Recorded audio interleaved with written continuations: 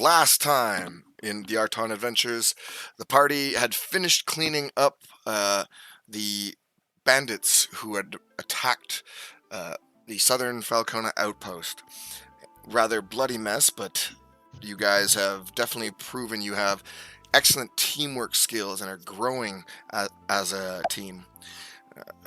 As far as you know, which you would have the most experienced Praetor, um, bandits like these are essentially adventurers who became confident in their ability to survive in the wilds, keeping themselves away from the law. But you can't help but wonder why they tend to need to rob people who do uh, still attach themselves to civilization if they can handle themselves out in the wild. Clearly, they're not as sustainable as possible.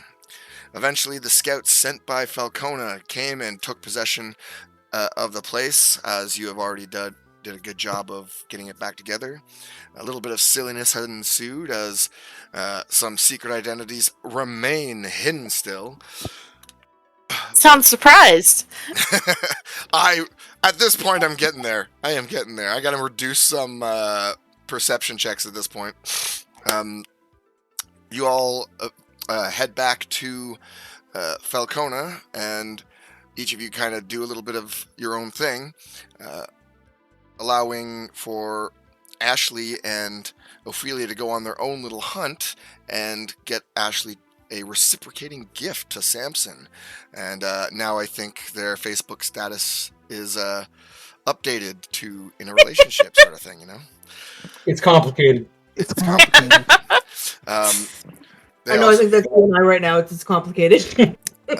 The old man Humphrey the Wise, some big delegate to the Falcona government, was also found and gave Aust a little bit of a lesson. It seems that this old individual that you know very little about has a very good understanding of the martial arts and was interested in what Aust was doing and wanted to kind of give him a little bit of guidance.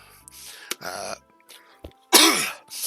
as well as you all got to go back to Gamal and update him on the efforts made by his Strings of Fate, where you got a little bit of a pay increase because of the ensuing danger he was unaware of, as well as the name of the contact for the Dwarves mission, one Maheen Rosy Cheeks. And with no further delay after that point, the group gathered together and began their journey to Dwarves. A long journey, about a week across the land, and then another week of going through mountain pathways. There will be a 14-day trip on this, so we're going to be doing a little bit of travel discussions. The group is traveling along and has spent Aust, for you, do you want to extend the journey by spending extra time to train on your scroll, or do you want to train on the bare minimum available to you?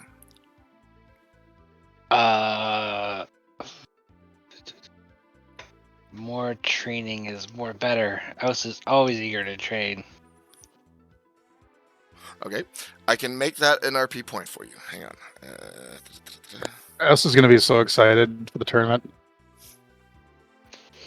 It's tournament of slapsies. I'm sorry, what? So, I think Samson's the only one who's like, but why? No, So- Praetor wasn't 5,000 really gold! interested. so I will But yeah, make but why? So I'll give you an opportunity one of these days during the travel to voice your request to the party if you'd like. I think Ashley might accidentally kill somebody if she enters that tournament. Don't do They might that. explode. But yeah, so Aust, you will get 2 hours of training minimum based on your travel time, and it takes over your morning and evening routines as you practice this thing. But at one point, I'll say, like, during one of the days, I'll approach you and mention, like, since you have chosen that you want to get a little bit more training in, I'll give you the opportunity to bring that up to your party. Okay? Sounds good. Okay. So, the party travels on. For the first few days, it's the same old, same old. The traveling you've experienced for the last couple of weeks going through the Falcona province. However, moving west this time, you find that there's far less goblins. In fact, you do not encounter any goblins. They're all to the east of Falcona in the Zephin Woodline and 10 Mile Forest, so I don't have to roll to give you more ear gold. No more free gold? No more free gold. We've also, we've also Boo. killed a lot of the goblins Yep. and the bandits. As you travel, the occasional random slime that doesn't know better comes at you, the lot of you, and you essentially take turns on just destroying this little bastard. But you do not encounter any major swarms around the road right now. One night, we're going to do a camp scene. You gather together on the roadside and get your camp together. And at this point, I will get a watch order for RP purposes, with Cudele and Samson being spoken for. Oh, Are you good for that, Garth? Yep. Ashley can take first watch. Okay. Does anyone want to watch with Ashley? Praetor could. Okay. And the second watch, Ophelia and Aust. Yep. Okay. So we'll do. Don't have Aust and Praetor watching together. It's just gonna be a fight. You want to train? Do I? Damn it! Praetor just starts asking Ashley hand-holding advice. Please, he's held hands before. Uh-huh. Oh, Has he though? Totally. Why wouldn't he? All right. So, for the first watch, Praetor and Ashley stay up, and the rest of you get some sleep. Would you like to do any interaction, you two? So your hunt went well then, yes. and Samson and I are officially courting, I think. We haven't so what? really talked about it. Okay, Thanks. so, wait, you think? I think. How does that? Huh? We exchanged trophies. So Now we just have to declare our intentions to court. and he hasn't? Don't remember. Oh, Oh! He's been very forward, and he gives me compliments all the time. So I think that's what he wants to do. has he held your hand? Oh, yes, we've done that. Oh, well then, you're courting. That was easy. Yes. Thanks, Praetor. No problem. Degenerate. Quiet you, you're sleeping. So your magic. Could you give me a bit more information on that? It seems shadowy and cold. Well, most of my tribe can do cold magic to some degree. Okay. It's very common up north. But I'm the only one who could do shadow magic too. I see. I show you the tattoo, right? I'm pretty sure it's to do with the tattoo. The one on your back, yes. You Yes, did I was show born it. with that mark. Yes, it's a very, very interesting mark. And none of your shamans knew what it meant? No, my tribe only had the one shaman, and she'd never seen anything like it. But maybe if we go to Samson's tribe, one of their shamans will know. And you could meet his father. Yes. Yes. That would be... We could announce to his tribe that we're courting. I'm just imagining her tail wagging happily. Yeah. I mean, that's kind of what you're supposed to do, right? Yeah. Yes, it is important that the shamans oversee the courting And so that it's done properly and that everyone approves. just out of curiosity, if you didn't have family, what would you do then? Shaman. Just shaman. Yeah. The shaman Elder of your tribe. and the shaman is your... The chief and the shaman are two different things. Yes. So what makes them different? The shaman oversees the well-being of the tribe, and the chief oversees the hunting for the tribe. One takes care of the spiritual well-being, the other the physical. Huh. Sounds like a very interesting dynamic.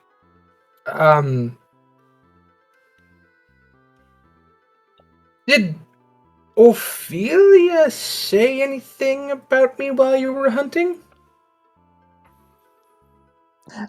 Not while we were out hunting, no. Wait a second.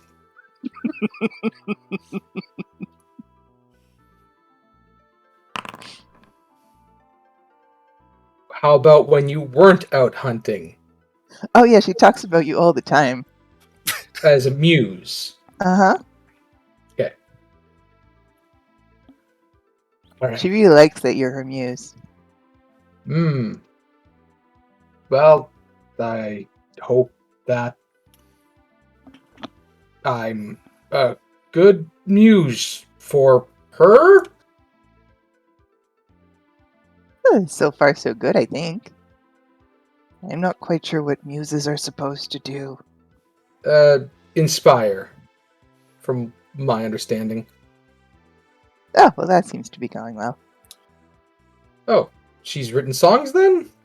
Oh, she started, yeah? Have you heard any of them? No. But she did mention that she started working on them. Oh, okay. You could just ask her. I'm sure she'd play some of it for you. No, that's not how I... No. I'm sure it's fine. She's a Okay. good person. Ophelia's very nice. She Yes. really helped me out with that hunt. Yeah, she's very good with that rapier too. Yeah, I tried using my shadow knife, but I wasn't very good with it. Your what? The shadow knife. The shadow knife? The shadow knife. Fumph. She's going to hold out her hand, and shadows are just sort of going to coalesce into a small dagger. It's Shadow knife. it's weird because you're not sure if the firelight is playing tricks on your eyes or not, but she's holding something, and when she like moves it, there's definitely something in her hand, but it doesn't look like a knife. It just looks like shadow puppets in her hand. Well, that certainly is a feat, and you were always able to do this? Your clan does shadow knives? Oh, no, I think my powers have been getting stronger since I've been using them on the road so much. Well, that makes sense. It's like a muscle. The more you flex it, the stronger it becomes, right? Yeah, the more in touch you get with the mana. And the easier it becomes to wield it. Well, I'm going to do another patrol, make sure nothing comes around. You just make sure that they're sleeping okay. Okay. And with that, Good he's luck. going to do another patrol. All right. And with that, you guys will have the rest of your evening completely uneventful, and then it becomes Ophelia and Aust's turn to take on watch. Ophelia and Aust, would you like to do some interaction? I was doing push-ups or squats. He can't sit still.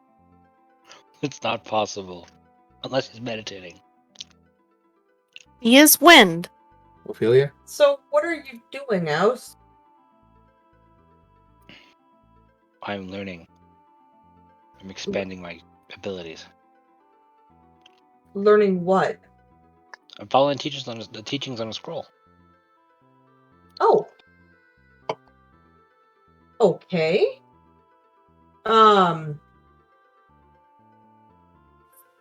So tell me about this big tournament you have coming up. Well, my brothers and I are going to enter it, and I'm going to beat them all, and I'm going to win it.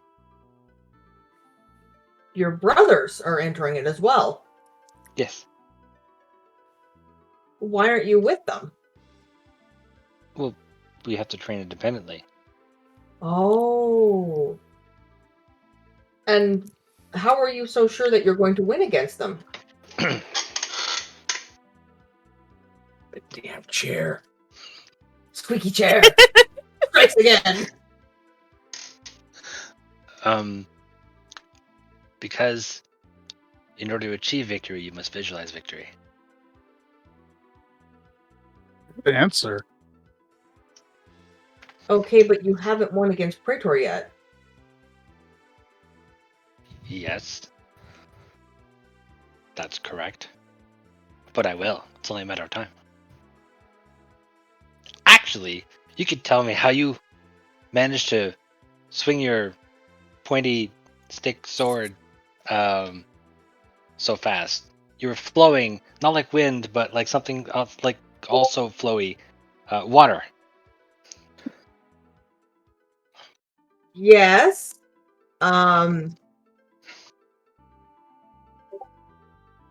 was trained at a young age to train in the arts of combat. You were trained By my mother. by your mother. But you don't use a sword. I also don't have a mother. You also what? I don't have a mother. I was summoned here. Oh, right, because you were wind, right? Yeah. I was wind for a very long time. Like the actual wind? Yeah. That's so different. But interesting. So, as the wind, did you do any sort of training before? Wind doesn't train. Wind just is. Okay, so then what made you want to become corporeal so that you could fight in some tournament? I was summoned By who? by my summoner. Who is your summoner? I can keep going with this, but I'm not going to.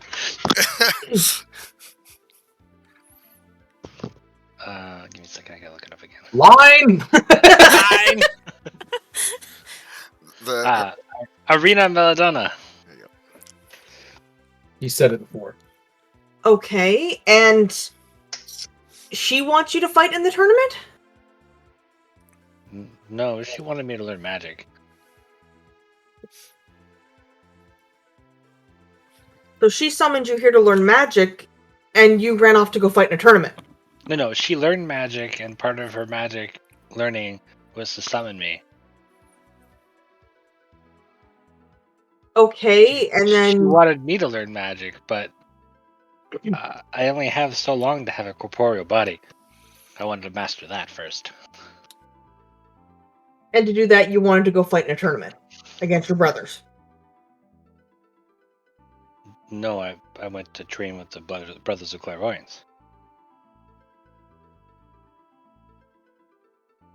So Sifu you're not sent going to be my fighting brothers. other elements. You're fighting people. Yeah, my Sifu Ah. sent my brothers and I off to train and participate in the tournament. Does your Sifu know that you were wind? Line. Did you ever tell him? I mean, you've been really open with us. Did so it I come up? I mean, like, He doesn't go out of his way to hide it, but he also doesn't Go go out of for his way it. to identify it. you've been there for a few years, and unlike other humans, you don't have flowy magical hair, so it may very likely have come up. And because you have not tried to hide it with these guys, I would say that yeah, it's very Yeah, it's likely that you've explained that you're not a normal human. Human. Sifu knows where I come from. Huh. Is it okay that I'm calling him Sifu? Sure, I know, like, it's Chinese for master, so I get it. Yeah.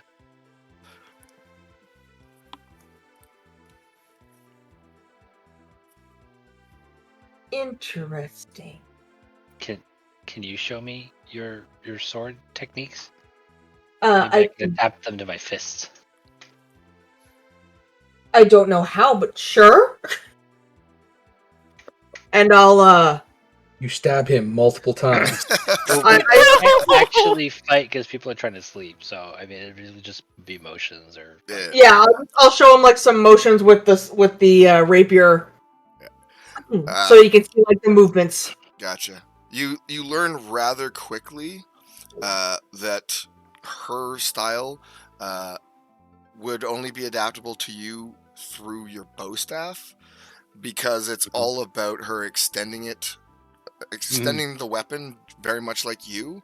You quickly learn that rapier is very much a wind-favored weapon because of its lightweight and thin size. She can move it around really quickly, so it's very likely that her natural speed with this light weapon is what got past the heavy set armor of Praetor. Yeah, and that reach of having a weapon Mhm. versus a fist is going to make a big difference too. Yep. So you do learn a little bit of a theory against for weapons between you guys. All right, is there anything else? No, that's good. Alrighty. We learned something. Why did I just get spammed with Kung Fu Panda? Go away. Okay. And the final watch of the evening, Samson and Cudele. Who's spamming you with Kung Fu Panda? Google is. I don't know. I have an option I have to turn off. Anyway, so yeah, you The spy on you part? the spy on you part. Well, hey, if you wants me looking at. It's probably something to do with Spirit Hearth. Yeah, because I keep mentioning Kung Fu Panda. So yeah, Cudele and Samson, the final watch. What would you like to do? Okay. So Samson will sit with Cudele. Cudele. Good evening. Good evening. Hello. Yeah. Samson thinks that perhaps we've waited too long to do the spirit vision. You see him sort of perk up. He looks curious, though he's still not sure what it entails. Wait, we're outdoors, right? Yeah. I wrote the script for indoors. That I mentioned that, but it's totally fine, dude. Adapt to your how you like. Okay. All right, it's fine. You have creative liberties here because I liked how that script read. Okay. Is it something you think you'd be interested in? Yes. Yes. I want to see. Good. We should take this over a little ways. We don't want to disturb the others. Stay within earshot. Okay. I'm sure. They're They'll not going scream if far. something happens. They're not going far. He has blind sight. He'll know if something's happening next to them. Yeah. Don't, you guys will scream if there's trouble. It's fine. They're not going out of sight. They're just moving over a bit, so they're not doing it like right beside you. You're all gonna be fine, I promise. Okay, so he'll find a quiet, like a spot where they can do their thing Mhm. and talk a little bit further away from the group, just so that they're not making noise right beside them. Yep. And he sits. He gets Cudele. He gestures to the ground to get Cudele to sit, and he sits across from him. And he retrieves 3 shallow bowls from his pack, and he puts one in between the two of them, and then two on one on either side of himself.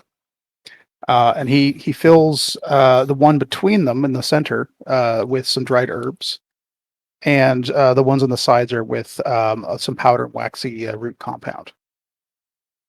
So he waves his hand. He sets everything up, and he says, "Now, Cudele, you must." So actually, one question: is there a campfire going? I think it'd Most be. like. It's dim at this point, and you kind of stepped away, so the light is kind of lowered where you are. Okay. I'll work with that. So he waves his hand over the center bowl, and the mixture starts to burn and smoke a little bit. There's no fire; it smolders because Yeah. it's incense. Yeah. And so the dried mixture starts to smoke and fill the air with an herbal smell. He starts to then take out other items from his pouch. He has like a little ritual pouch. He begins to carefully lay them down in calculated positions around the center bowl. He has a large crow's feather he puts on the left side, and a similarly sized fragment of probably femur bone on the right hand side, and he seems to be adjusting, like trying to make sure they're in the right places. And then he stops and he sits straight up and he closes his eyes. And you see him concentrate for a minute, and then he raises his hand, and the cinders in the campfire go out, and everything starts to go dark. Lights flicker and fade, and in the darkness, Cudele hears his rattle start to go, like a serpent's tail in the dark. You hear the familiar like rattling of his death rattle. And so there's just the rattling sound and the smell of the incense. After a few moments of this, the bowls on either side of Samson erupt into flame. They burst into flame, and as there's like a flash as the waxy roots ignite, burning with an eerie green light. His eyes shoot open, and he fixes his eyes on Cudele, and you can see that the light from the bowls is causing his markings on his body, those tattooed skeletal markings on him, start to glow in a blend of fluorescent colors. They're mostly purple, orange, green. It sort of shifts as he moves in the light. He starts to vibrate the rattle over top of the center bowl in kind of a circular motion as he wafts the smoke in towards Cudele. So this is the whole ritual has begun. So he says, So Cudele is sort of watching, sort of really curiously, but it's very obvious he doesn't know. He's doesn't know how any of this works. Mm-hmm. So you see him. He's continuing to slowly, quietly move the rattle around in a deliberate motion, and with his other hand, he's wafting the smoke in towards you. And he says, "Breathe, Cudele. Let the smoke fill your mind. Let the spirits speak to you." It sounds like Okay. Okay. He leans in and probably takes in a bigger breath than he should, All right. and All likely of the little breaks into. tricks. Sorry, all the little tricks, by the way, are all thaumaturgy enabled, like things like the ignition of Mhm. the herbs and all that stuff. I checked before doing this. I'm like, yeah, that totally works. Oh yeah, like I did something similar with Cookie, but I'm gonna take over now. Uh-oh. So Yeah, this is the part where we lose control. so as you Pizza time. as you breathe in the smoke, it stinks. It is gross, but there's a sweetness that forces you to take an extra huff, trying to find what is that sweetness amongst all this grossness. And as you like breathe it in, the rattle slowly becomes white noise. And Cudele, you're becoming very relaxed. This is fine. You don't know for how long this is going, but Samson doesn't mute your mic there, guys, for a second. Uh, you don't know how long this is going for, but you are mesmerized for a while.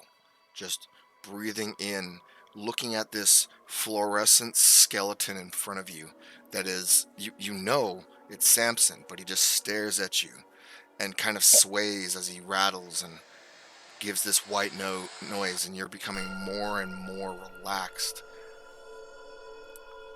Before long, you're enjoying this peaceful sensation, and you look off to the side, and you see Precious hobbling, like waddling in his awkward, youthful Tycho way uh, across or across your vision, and he stops and he looks at you, and he says, Oh no. "Cudele, there's something on your face." Oh no. He trots off a little bit more, and then just out of natural reaction, your hand goes to your face and you like just wipe it. And when you look at your hand, your face is in your hand. Oh no. I'm on a bad trip. You, Help.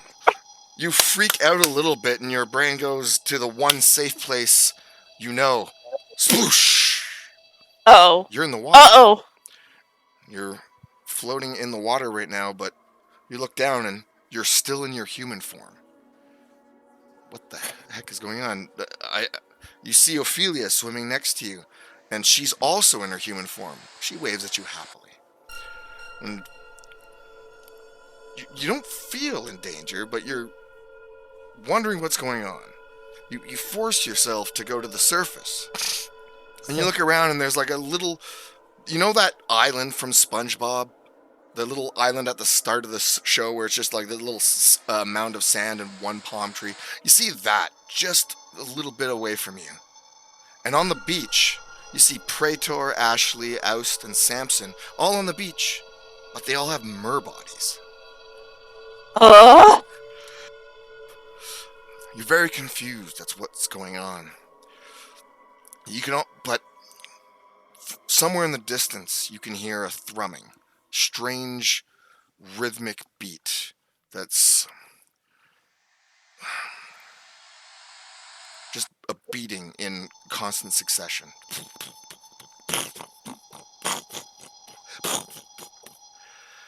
You're wondering where it's coming from, and you feel safe, even though this makes sense. You're in your human disguise. No one should know. Why are they in mermaid disguises, or are they really mermaids and they won't tell us? This is weird. Your reaction, you just seem to follow the thrumming noise. Want to get a little high? You travel through the waves for a very long time and see a great many images that you, in your inexperience of this style, very much like Samson was unfamiliar with the method of communication you presented him with the ocean orb. You are trying to understand what you're seeing, but you can't. You are inexperienced in this style. However, you are experiencing a lot of these strange images. Now, I have an important question. Okay. While he's on this trip, does does his concentration break on his disguise? No. The disguise is kind of like this RP element. You don't have a concentration roll from it. There's only the one weakness to it. Okay. So you're good. So you do not know how to interpret the images you're seeing. However, Samson, you do, or at least you're better at it. Now, is he seeing this stuff too, You are not or does seeing. he should get his own journey, right? Yes, you aren't, because as you remember, the spirits talk to the individual. They're not just showing a Yeah, image. yeah. But this is why I wanted to move away from the camp a little bit, Yep. So, because people there didn't have like crazy nightmares then. Samson, you know how to maintain this beautiful rhythm that makes you relaxed enough to let the herbs communicate what the spirits are talking to you about. Cudele doesn't have bioluminescent images, but you can see him. He's sitting there, slowly swaying back and forth, just trying to keep his balance. You can tell he's listening to the spirits now. You slowly give way yourself, and everything goes black. You look around, and suddenly there is red. The red breaks the darkness, and you can see a horizon. It seems to be a rising sun. You can see mountains, but nothing else. It just seems like a large horizon with a very dim sunrise happening. You look to the east, and you see an image you have seen before. A forest line with eyes between the trees. But they're disappearing. Very few of them left now in those trees. Where are they going? You move your gaze to the west. There they are. There's another woodland line, and the eyes begin to build up more and more. Your body moves towards the western woods. And as you approach, you see them all kind of scattering out of your way, but you're not going for them. You go through the trees and you find a tunnel. You go down into the tunnel and you're going vast distances at really high speeds. You're going deep into the underground. As you go deeper and deeper, it becomes black, and all you can feel is your own knowledge of being in the dark defending you, so you do not feel in danger. But you start to hear something as you go down.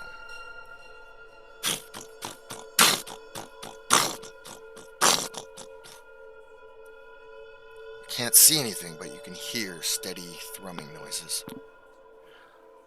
Suddenly there's a flash of red. You don't know what it was, but it definitely lit up the cavern you were in.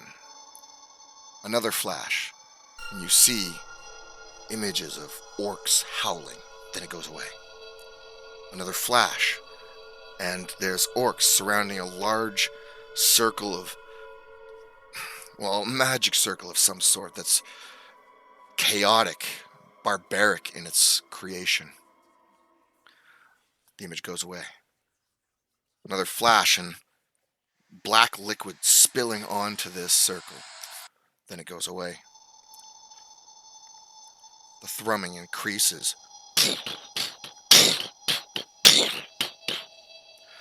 You go deeper and deeper in, and you start to hear howls, which you can only tell may be celebration. Orcs in vast numbers cheering and roaring. A bloodlusted roar that you've heard in the past from overconfident hunters that would get too close to your lands in the Undervalley. As the flash continues again, you see that there is almost like a dancing party as they're in a large cavern. But the light goes away again.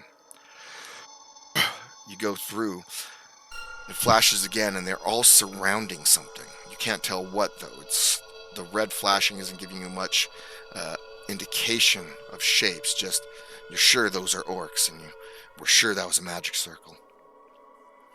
As you get closer and closer, and the red light goes away, a light remains where that on the object that they are surrounding, a faint red glow. As you get closer to this faint red glow that is on this object that the orcs are surrounding, you look at it, and all you hear is, and you are startled awake at the sound of an immense heartbeat that you feel in your chest, like your own heart just boom. You wake up, and as if you were just startled awake. Cudele, amidst all the imagery, at the exact same time, Samson pops up. You don't know what any of what you're seeing means because you're not getting the same imagery as him. But the last thing you do feel is your own heart boom, boom, in your chest as you wake up, startled from whatever that was.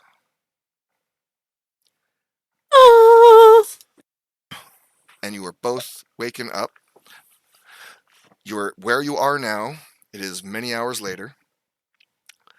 And the party is slowly waking up. But I'll let you guys begin. Samson was going to sit quietly and close his eyes and process what the vision was showing him. Then after a few moments, he starts to just quietly pack up his things as he watches Cudele. Cudele's just sort of, there's a 1,000-yard stare at his hands. You seen something that startled you.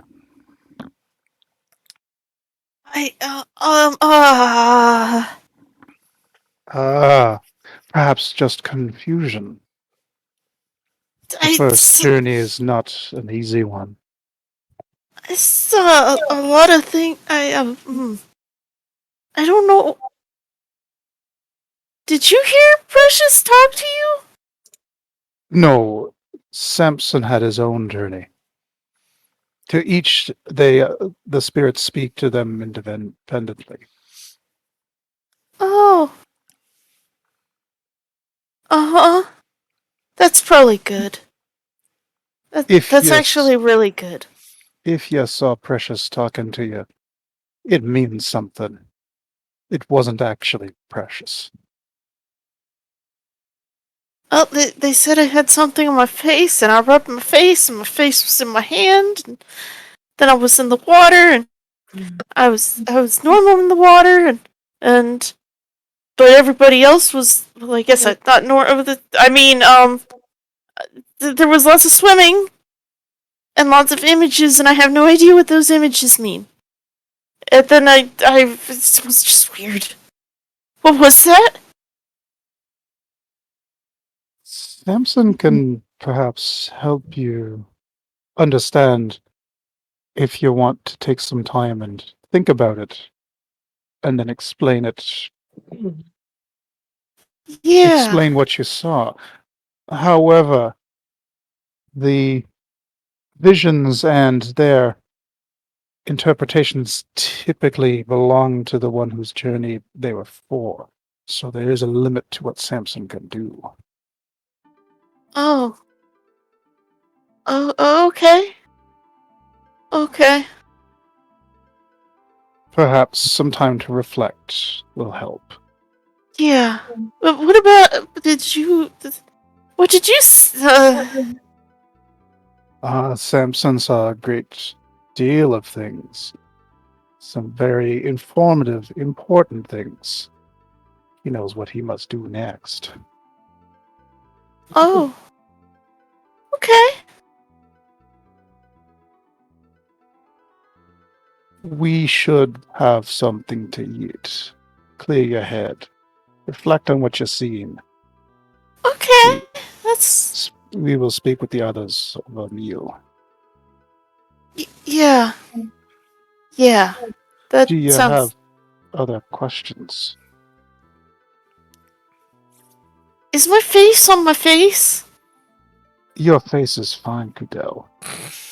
Okay. The face was not where it was supposed to be during the vision.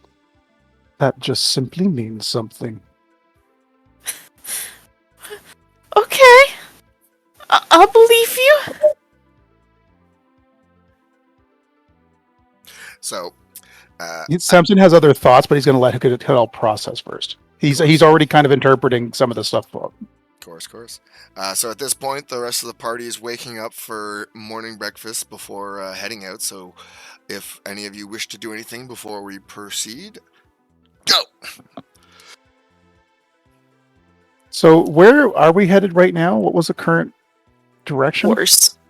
We're on the road to Dwarves. Mm-hmm. Right, yeah, we're dealing with the... okay. Mine.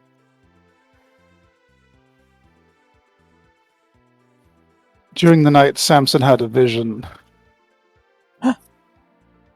Shaman vision. Okay. He knows what he must do.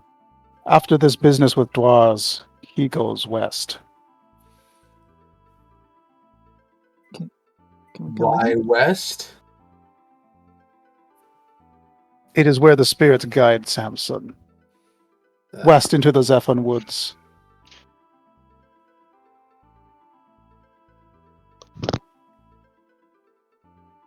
It is the direction of Elevons, is it not?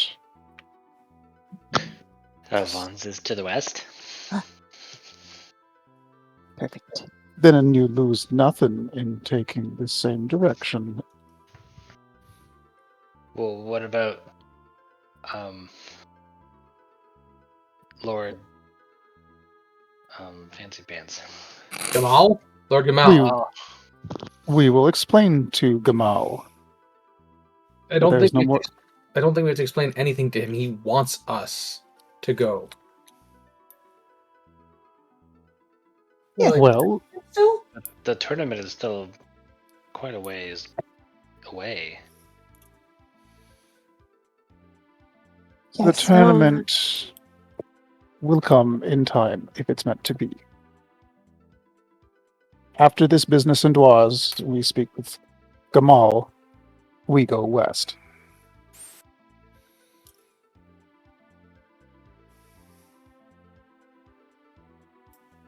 If the spirits say we must, then we must. We're already heading that way anyway, so convenient. Cudele's still just got 1,000-yard stare. He's got he's just sort of staring past the fire.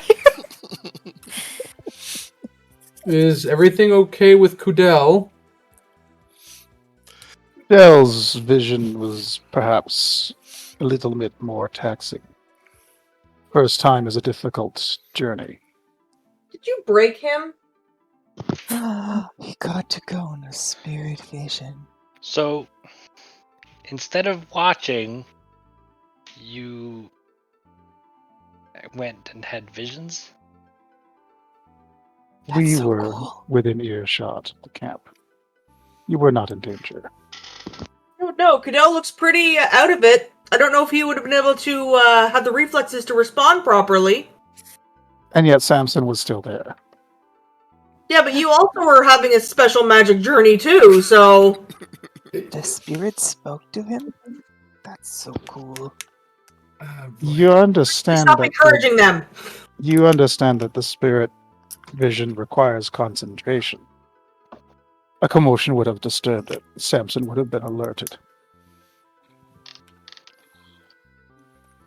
It's true.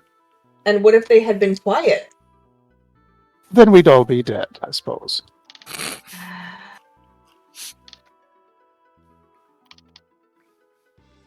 The spirits would have warned you. No more spirit versions during watch. I have to agree. Very well. It's an Samson, unnecessary risk. The wind is right. The wind is- this one believes you did not understand, but he will not argue. I'm okay. No, you're not. You're acting like a jellyfish. I'm not a jellyfish. You're a jellyfish. What? No, I'm not. Yeah, you are. What? Okay, can we stop the sibling? You're being all jiggly and Oh. confusing. What? Well, at least I'm not flashing shinies around like a lionfish. How dare you? Okay. Have you told him? No. Because there's nothing to tell, jellyfish boy. Praetor? No. Is she gonna tackle him? Hell, yeah. Listen, I don't know what sibling rivalry from the coast you two have, but can we just bury it and continue moving to dwarves so we can get this done? If Samson says that the spirits want us to go west, it's best if we get this current business done before we go gallivanting after some kind of vision. That makes sense. I've got a question. Allie, should we do an opposed grapple check for her trying to keep him from talking? Yes, we should. Okay, so what? It's athletics on both your part. Or acrobatics for you and athletics for her. Oh, Okay. God. Do it. Oh no! Meet or beat, so it's literally them struggling together, and he's just holding the. The hand Mouth off shut. his mouth. Yeah. Praetor, she's trying to court you! No, I'm not. Let's gotta go. All right, pack it up. Poof, poof, poof. Look at that. The sun's at the right level for us to be. And off I go. Look what you did. Now he's being all weirder. Being on par with Flustered. Praetor. Can I tell he's flustered? Time to go! Ashley's like, everything seems fine. Everything is normal. Maybe that's what the visions were about. 1 sec. Samson, help me!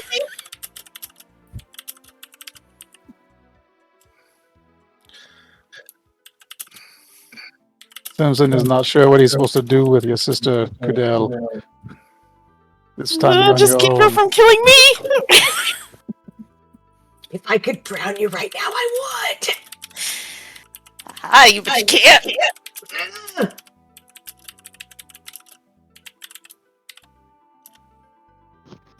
I'm just double checking something.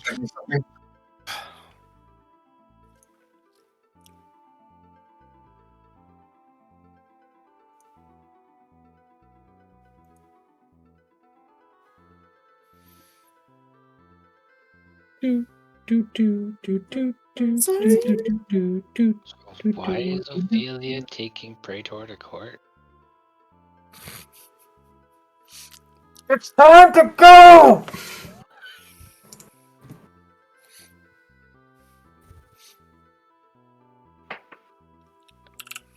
Yeah, so I think we're gonna pack up and Yep. All right. Skedaddle. So you travel a little bit more. A couple more days pass, and Aust. If you would like to bring up with your party that you want to have a training day and stop traveling for 1 day, I will let you do so now. Well, if there's like a nice clearing or or a lake or something that we come across along this route, Mhm. that would be a great opportunity to do that. Fight Club time. You eventually it would be around a time where you're nearing the mountainous regions and you find such a thing.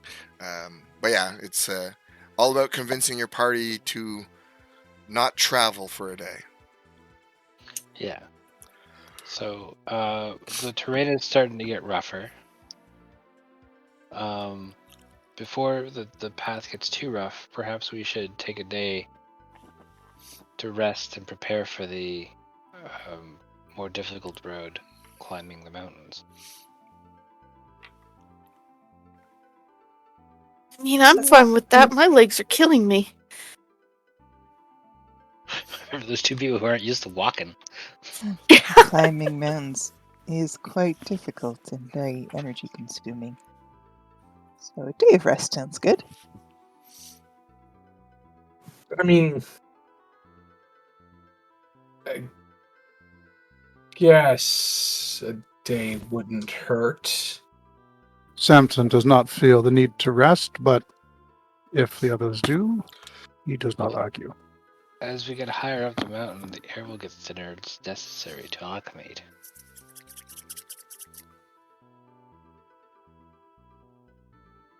Okay. I mean, you are wind. I kind of have to go with your knowledge on that one. Yeah, my human legs are tired. As opposed to My legs are tired. you coast folk are weird. Oh, Okay. swimming uses different muscles than walking. I've heard sailors talk about sea legs while I was traveling on that ship. Right. I'm from anyhow.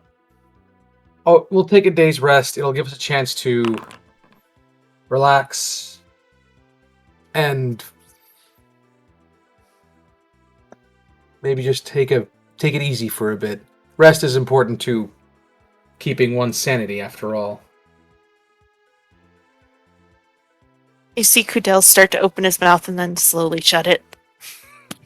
I just give him the dirtiest look. But if we're going to rest, I need to go and get some wood. I'll go with you.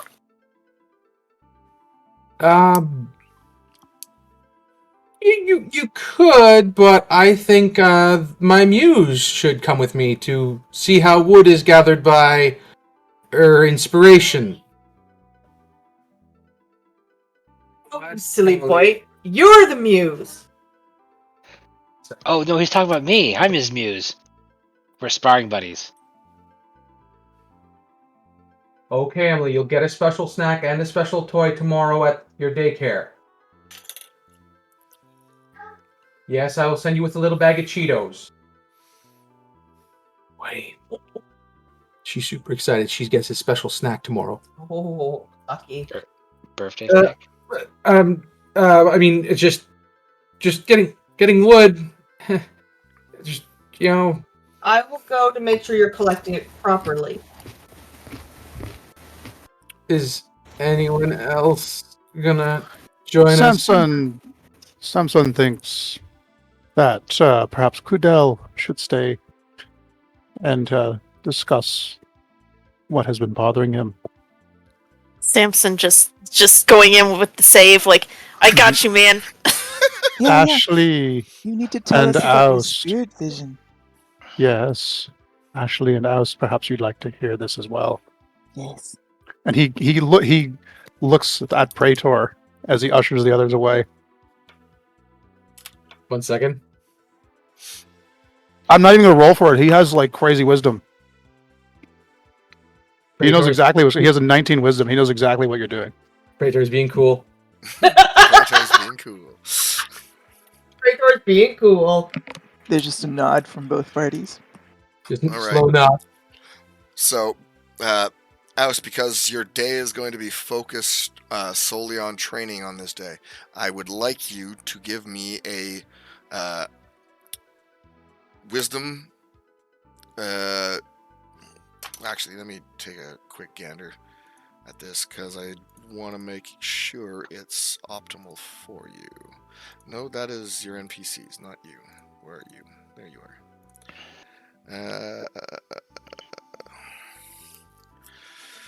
Hmm.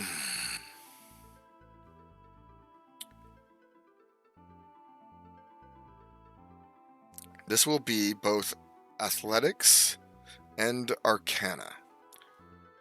Do 2 of those, please. Or 1 of each.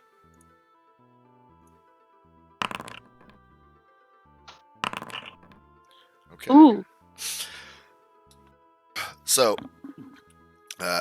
your physical aptitude from all this training is on point.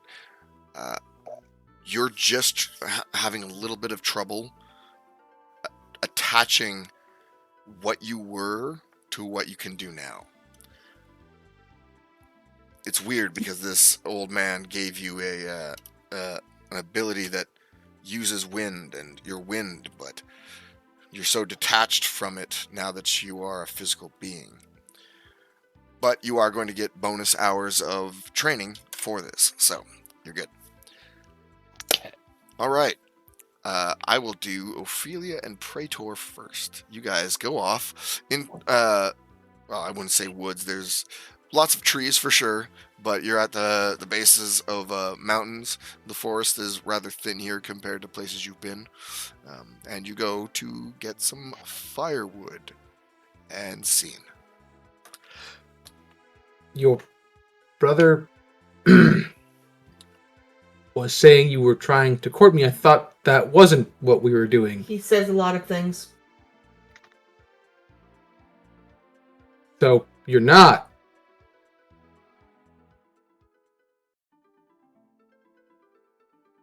She turns away. How do I know you're not trying to court me? Because I have a vow not to do so. And besides, like, what would I even do? Like, Well, you're standing there wearing shiny armor. what? This is Vanguard gear. I don't. Well, it's awfully shiny.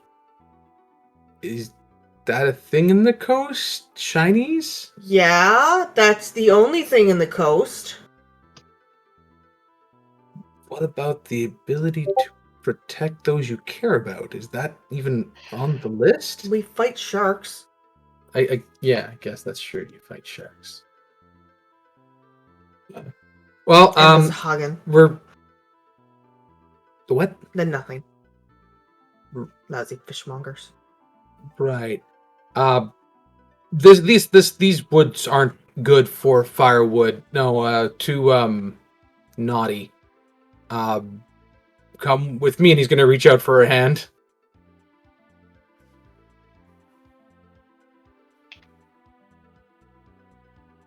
Just gonna slowly give it to him. He's going to awkwardly start walking her towards other trees where they can get away from the other people, so that they can just hold hands and walk for a bit.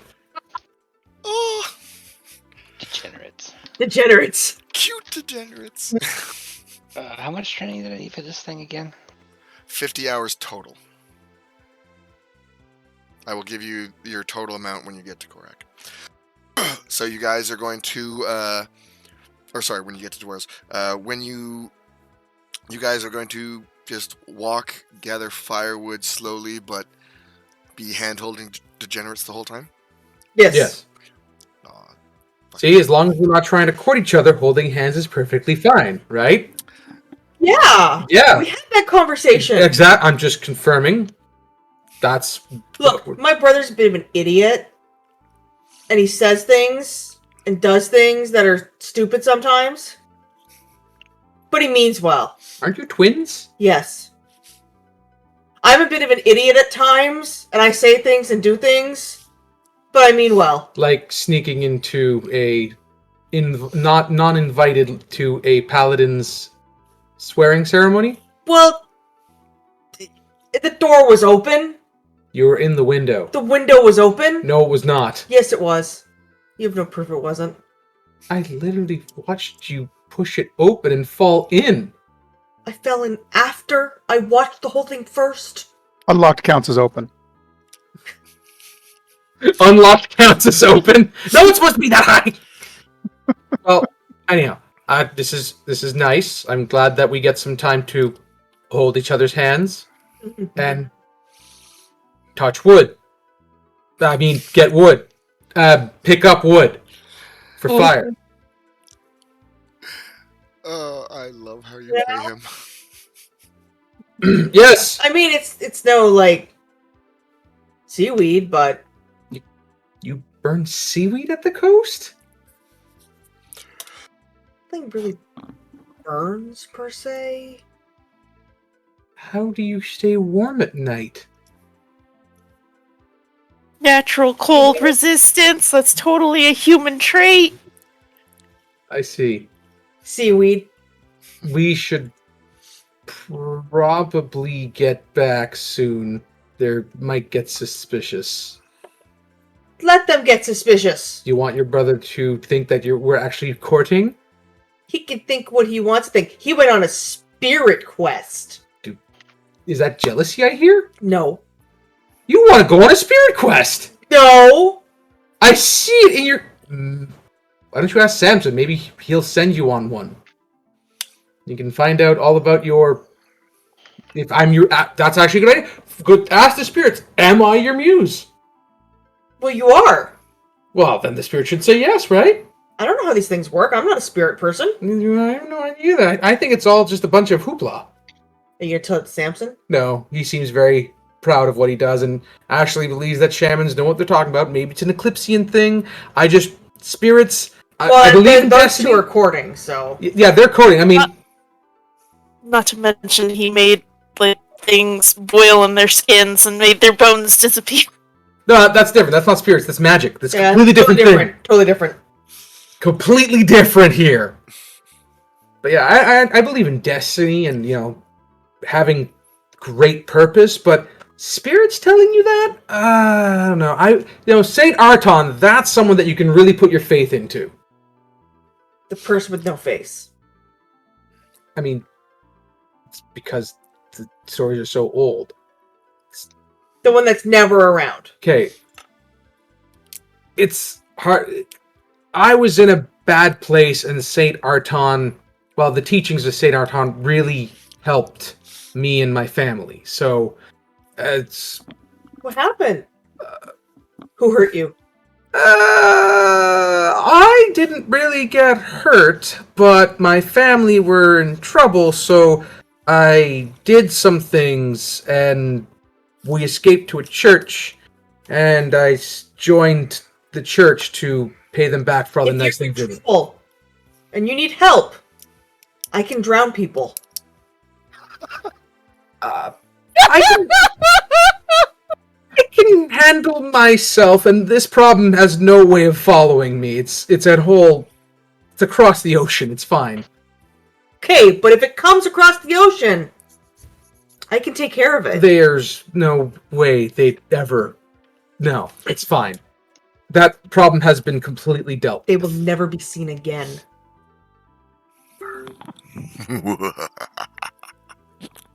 What was that sound? The woods!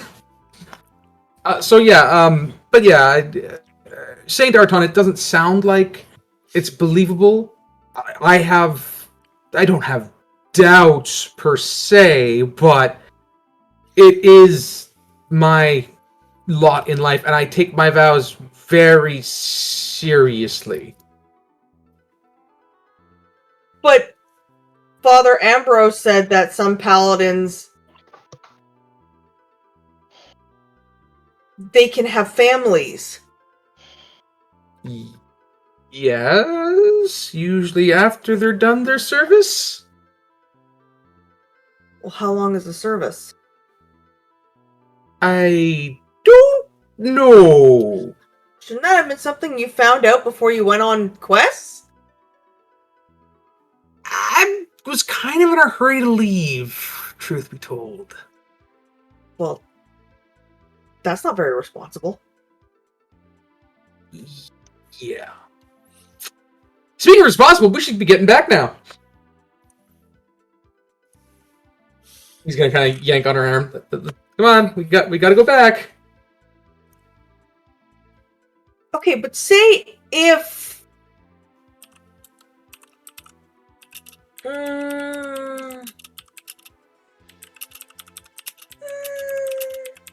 say if one was trying to court one and one's vows were getting in the way of said courting.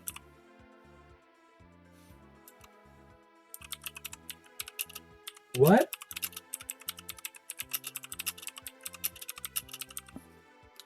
The vows are. I think she's trying to figure out how you can drown vows. Oh, Father. Second. Father Ambrose, please come stand by this lake. The vows are very, very specific of what we cannot do. No vices of the body.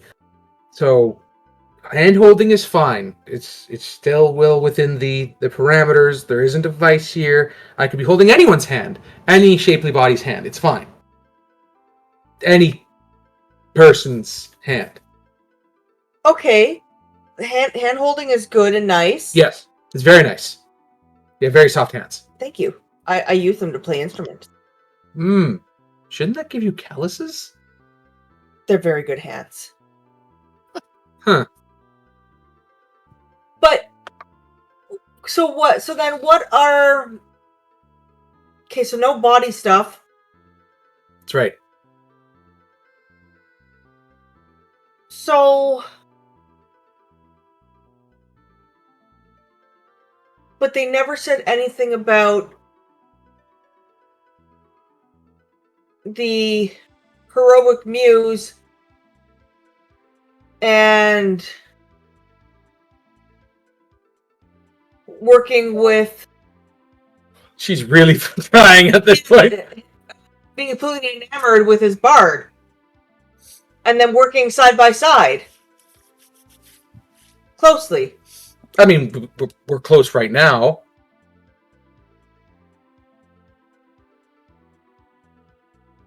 I'm still really confused on this whole courting thing. It just means that this is the extent. Just But what does the courting mean, though? the courting, like courting, like Yeah, like what's love, and then when two individuals get to a certain point in their relationship, they get married and have a clutch. What's a clutch? Oh, you're gonna love that part. I think Give me one sec. yeah. You have to think about it. I think John had. Oh dear. So, for the briefest of moments, you realize that many of the races tend to have their own names for children. Yes. The Eclipsians typically use puppy for their babies. Oh. The pups. Yeah, the humans, babies, elves, younglings, that sort of weirdness. You've never heard clutch? No. And you don't know why. You don't know why at all. But for the first time since you've known Ophelia, there is a strange... She's a different human. Like, you've never encountered something like this before. There's now a suspicion. You don't know what the suspicion is. It's not, hey, are you a merfolk? No, it's just like, what is this person? Like, where you lived before, the briefest time where you lived elsewhere, you don't recall people using that term. Okay. You coastal folk use very strange terms. Is there something you're not telling me? No. Okay. And I shifty eye. That sounds like a deception. That Yeah, roll sounds deception versus insight. I will allow that. Yeah. Uh-oh.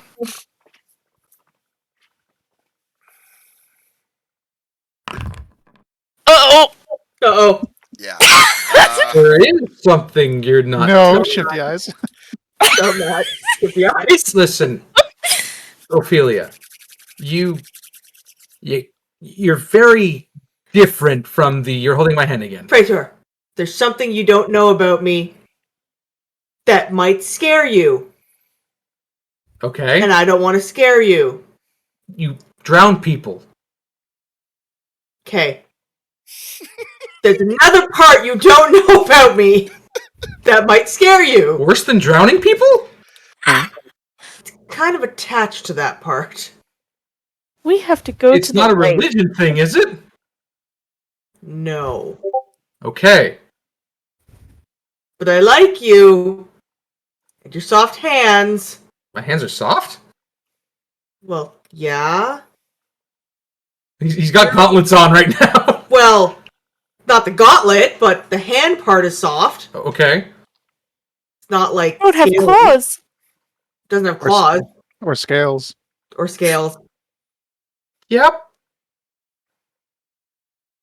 No claws or scales, just hands. Yeah, what you're starting to freak me out here, Ophelia.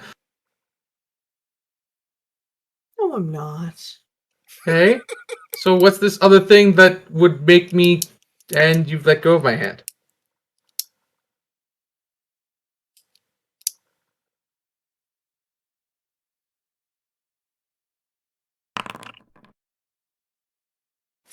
I don't know if I can tell you right now.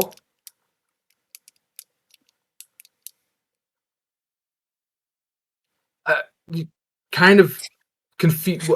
So, huh? I do want you to make an insight check, Praetor. Never mind. Huh? So I'm going to pause you there. You are very confused at her, though. Jim's also very confused. No, so I'm going to pause you guys there as you are talking, and you've reached an impasse as your conversation went in the direction it did. I'm going to move back to the other group, and I want to start with Ashley because she hasn't gotten any love yet. Ashley, what do you want to do? What do you want to engage with? I want to hear all about the spirit vision quest.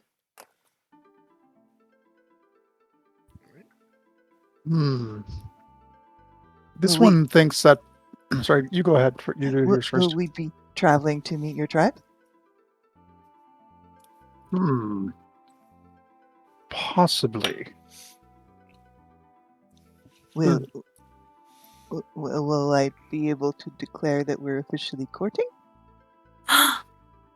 Ah, well, this one assumed that he would do the announcement. Of course, because it's your tribe. Yes. But if Ashley feels like doing it, Samson would not say no. And then when we find my mom, I can tell her that we're courting too. That sounds good to Samson. Yes, but your mother is in the Arctic, No, correct? No? no, I came here looking for her and looking for answers. Samson's confused. This one assumed that your mother was not with your tribe, but further north. No. Somebody said they saw a white Eclipsian head towards the continent on a boat. Is this why you traveled to Elvons? Also, a wizard told me that Elvons has a big library with other wizards who might know what my tattoo means. That is what Samson assumed you were looking for in Alvons. So you don't have leads on your mother. No. No one has seen a white Eclipsian.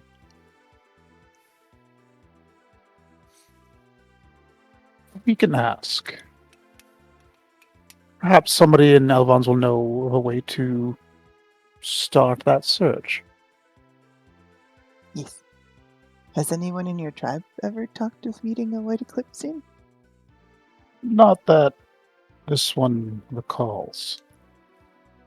Okay. But you'll tell them about the recording, right?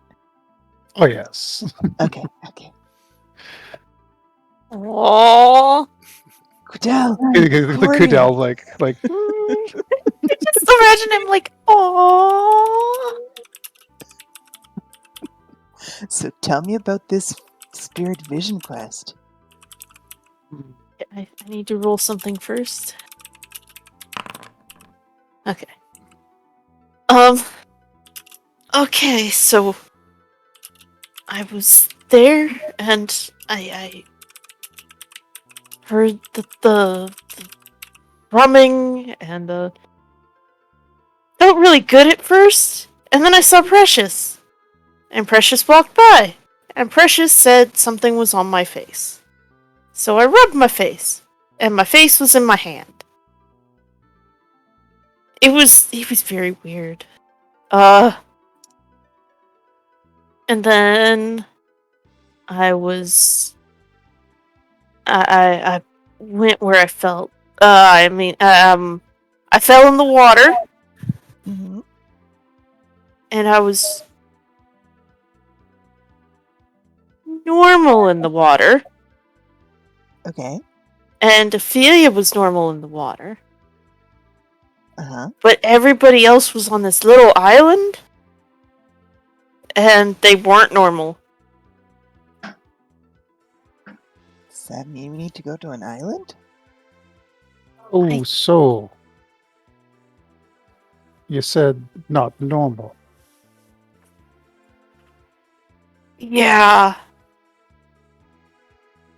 You've probably never been to the coast, right? No. So there are really wonderful, beautiful, absolutely amazing creatures out there called merfolk that have fishtails, and everybody had fishtails. Hmm. Mm-hmm. Some of the things you've seen make sense to Samson. Are they just like giant fish? No, they're better than that. Oh, okay. They're amazing and cool, and If I ever met one, I'd be their friend. wait, what? If I ever met one, I'd be their friend. Yeah. So they're friendly then? These Usually, merfolk. Okay. I think. Actually, if one tells you to go for a swim, maybe don't go in the water. Anyway, River Fae? they're not river fae. But then I went deeper in the water and I saw things, and I don't quite know how to explain, and he's gonna try and explain what he saw, but you were a little bit vague on that, John. So he's gonna describe it, but I have no idea what he'd be describing.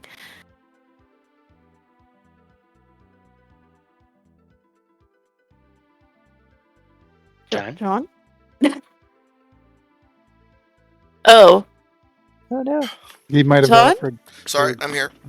I had to step away real quick to take a pee. I was listening from a distance, and then when I heard my name, like, shit! Hurry up. Sorry, go ahead again.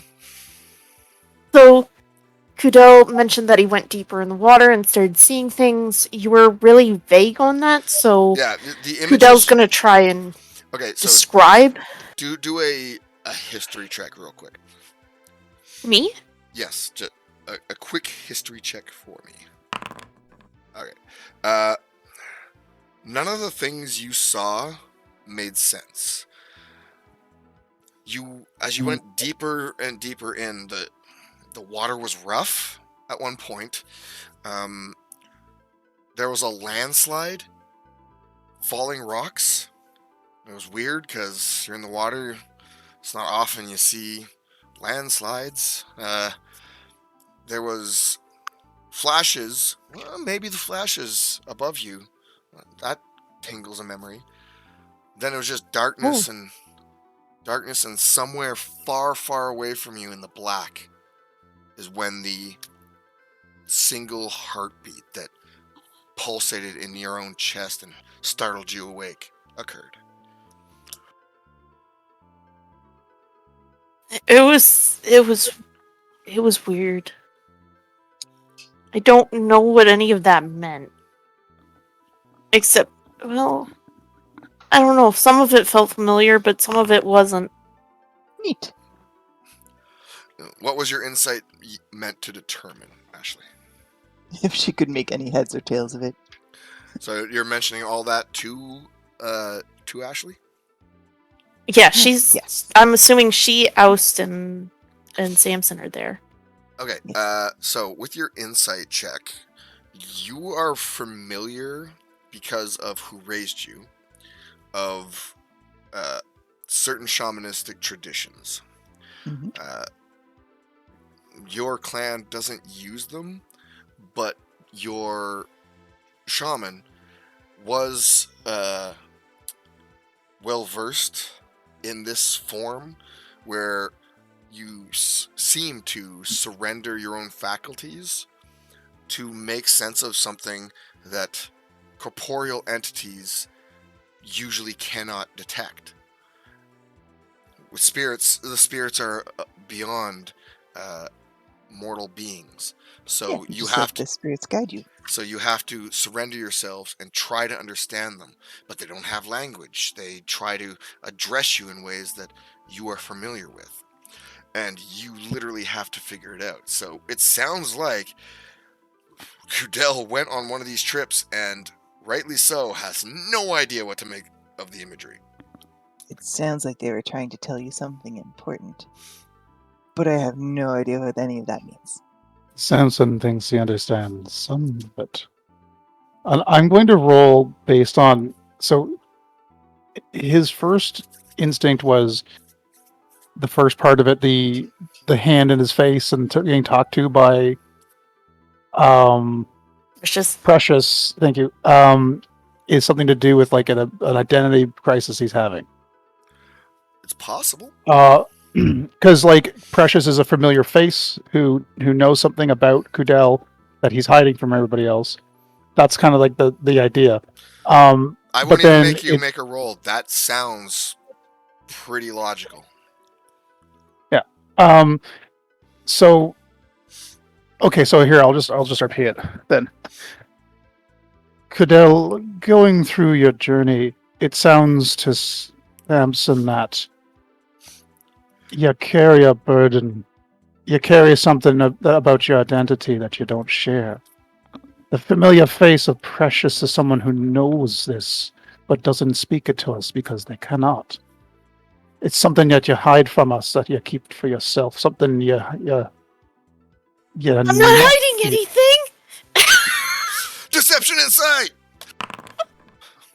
Oh no! So it's okay because actually Samson already basically knew he was hiding something, but didn't want to call him out on it. Exactly. So while Cudele makes that whimpering little denial, you know better. Yeah, you see him grin at you a little bit, like he already knew. But oh my God, Mark, did you fall asleep? Nope. Okay. Just checking. But okay, so moving on.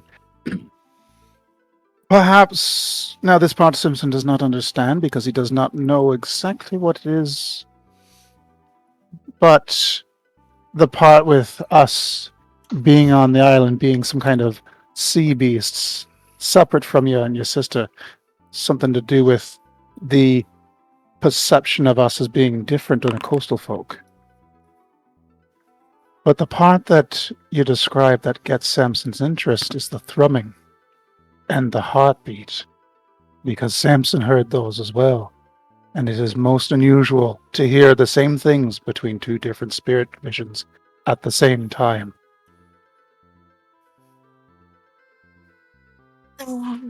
What does that mean? The no. Samson will wait until Ophelia and Praetor return to explain his vision. This will wait. Okay. Okay. Ashley, is there anything else you would like to do? Can I go on a spirit vision one day? When the time feels right, when the spirits indicate that it is time for you to have a vision, then yes, Samson will take you on a spirit vision. How will I know when the time is right? In instinct, the spirits will let you know. It'll be a feeling. Okay. All right. Trust Samson, you do not want to force it. No bad things happen when you force spirits. Yes. Alright, I'll be patient. So I will gather all the players together. The two hand-holding deviants get back to the camp. Aust finally takes a breather from his training, and he seems to be getting smoother at the motion he's been repeating for many days and many hours today. And the rest of you gather for an evening, so you may have one more talk before we move on to the next chunk of travel. So go ahead, you are all surrounding the camp here. So just one last thing, as everybody's gathering up, Samson will get to Cudele alone, put his hand on his shoulder, and say to him, "You don't have to explain what it is that you don't want us to know. You do not Okay. have to be compelled to say anything, Cudele. Spirit vision was for you to understand that there is something there to think about." Uh-huh. So, and then we'll gather up. So I will do this just to let everyone have a call here, as I was training a lot. He didn't get to do a thing. All right, so surrounding the camp. Let's do this before. No, do the thing. Oh. There you go. All right, so Samson, if you want to address the group, now is your time as the knight here. As all you know, Samson and Cudele had a spirit vision the other day. And one thing that stuck in Samson's mind was that we had to move west. His vision was rife with the activities of the unmen. He believes that they do excuse me. He believes they are doing something unnatural, something big. They are creating something or summoning something. What it is, he does not know, but he does know it is to the west and under the earth.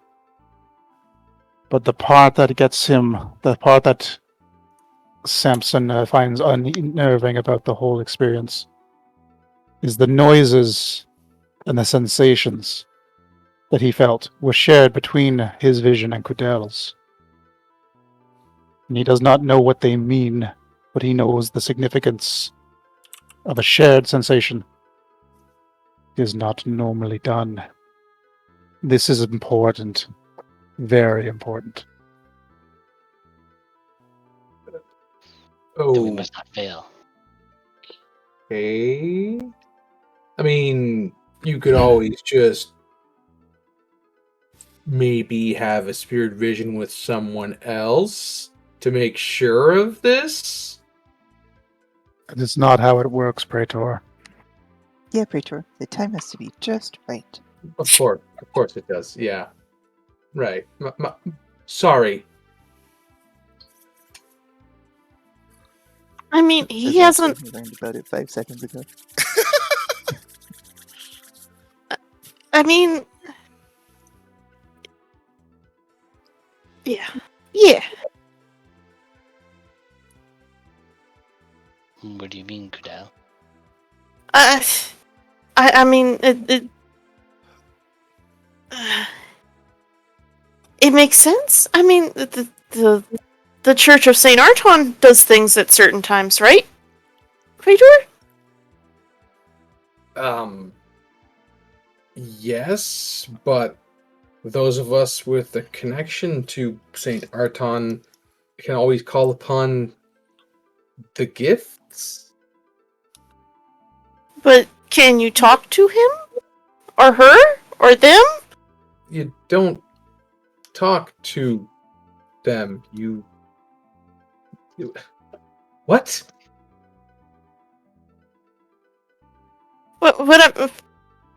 I mean, maybe I'm misunderstanding how it works. It is, as far as Samson understands, not what you're thinking, Cudele. Okay. Okay. Samson been reading the tome that he got from Saint Arton's. What was it called? The ritual site. Yes, he's been reading, and he's been understanding a little bit more. Okay.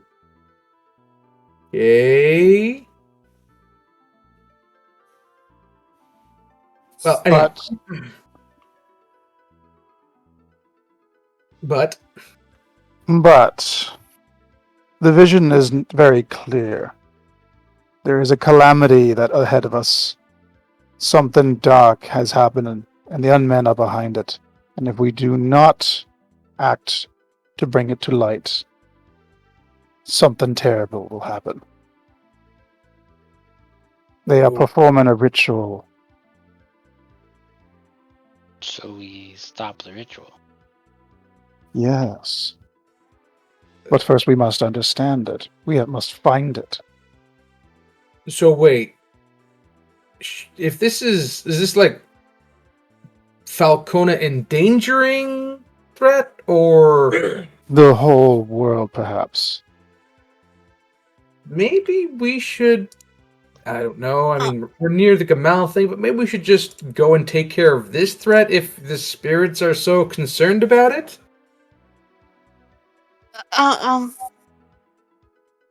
I did. And he's looking at Ophelia. And then back. There's somebody else who's worried about bad things happening. I can't say anything else. And you don't have to. Samson understands. I don't. Okay. What? Praetor's just like, okay, someone else. Understanding on that will come in time. For now, since we are nearly to Dwars, our journey brings us there. We finish what we started, and we move west in time. The spirits know where we are and where we go. And although this feels urgent, we are on a path already. Path is not always a straight line, Praetor. But the straightest, fastest way is a straight. Every journey takes a different path, and they are not always a straight line. Yeah, especially when there's magic involved. The shortest spirits. path is a straight line, but it's not necessarily the fastest path. If that straight line is quicksand, you're not going to get there faster than if you go it went around. That's like the second time you've dropped some Confucius level shit as you talked. Who's talking about quicksand? You can see quicksand. It's a completely different texture and color than. But if you cross quicksand, you won't go faster than if you had gone around. I mean, The if you have, wisdom of the wind is with you, Aust. Praetor, you're thinking too practically, too linearly about this. all right, but if the Does- world ends while we're fixing this mine, I get the full right to say I told you so. If the world ends while we are fixing the mine, then we were not meant to stop it. No, that's not. No, if there's no. Hmm. Laughing at Samson, I'm laughing at Praetor being like, what? No! That is incorrect. Samson I is reject your case. confused. Samson is confused, Praetor. Your book of rituals and spirits of Saint Arton should have given you some insight into these things. Into preventing the world from ending? Yes. Into understanding the mysterious path that is sometimes laid out before you. I will Have you ask. read the ritual book? I will ask Praetor to do a religion check. Wasn't really paying attention at that part.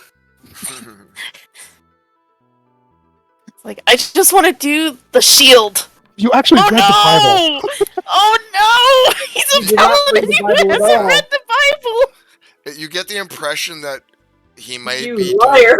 he might be referring to a specific passage or a specific part of the Bible, and you haven't memorized the whole damn thing because you're not one of the clerics. You're one of the enforcers.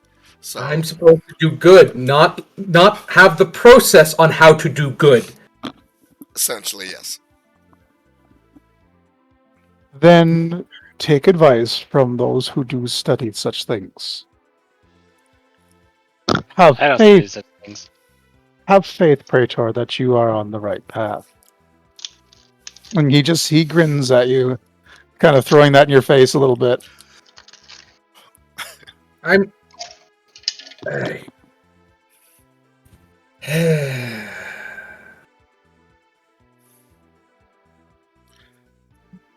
Now, perhaps we should have a meal and then continue our journey. Are you sure the Oh, spirit? sorry, we're staying here for the night, right? Yeah. Yeah, sorry. So And unless- have a meal and get some rest. Yeah. Sorry, Praetor was going to ask something. I know, because you were saying we should head out. He was going to kind of take a jab back, being like, "You sure we should head out now when it's setting, when the sun is setting?" Hmm? No, I forgot we were staying for the night. That's just a Garth Yes, mistake. which is why I'm recanting the. Okay, he's not going to be. Okay, A dick. yeah.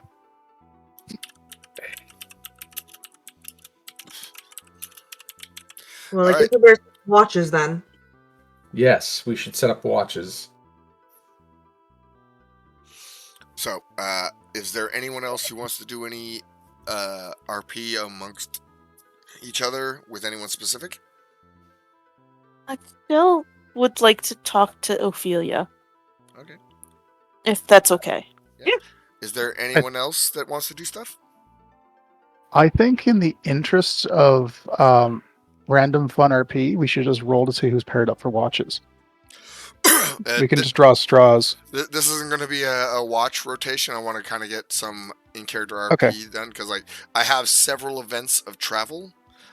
We've done 2, and I do not ever want to interrupt RP because that's what builds a game.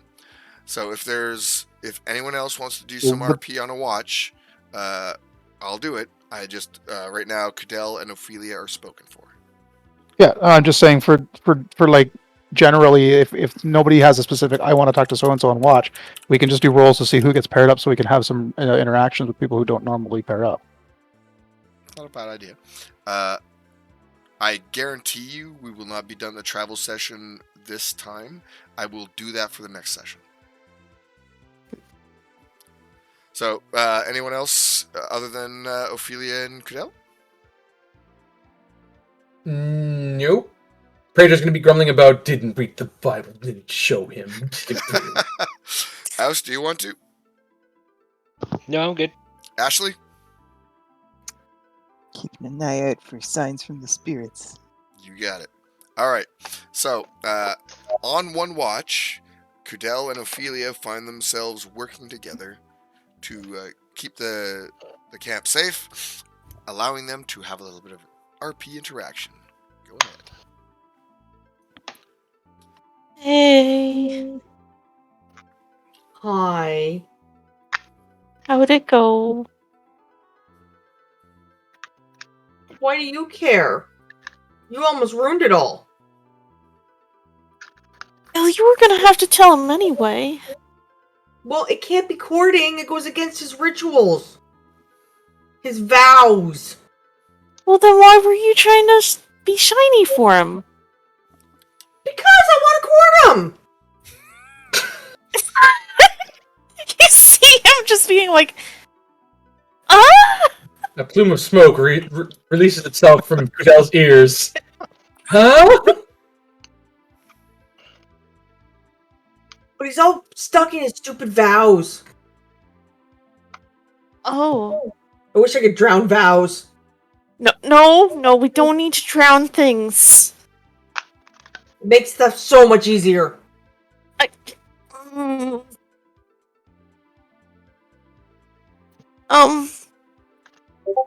I wanted to I wanted to bring up something. What? Maybe we should tell them. You want to tell them we're giant fish people.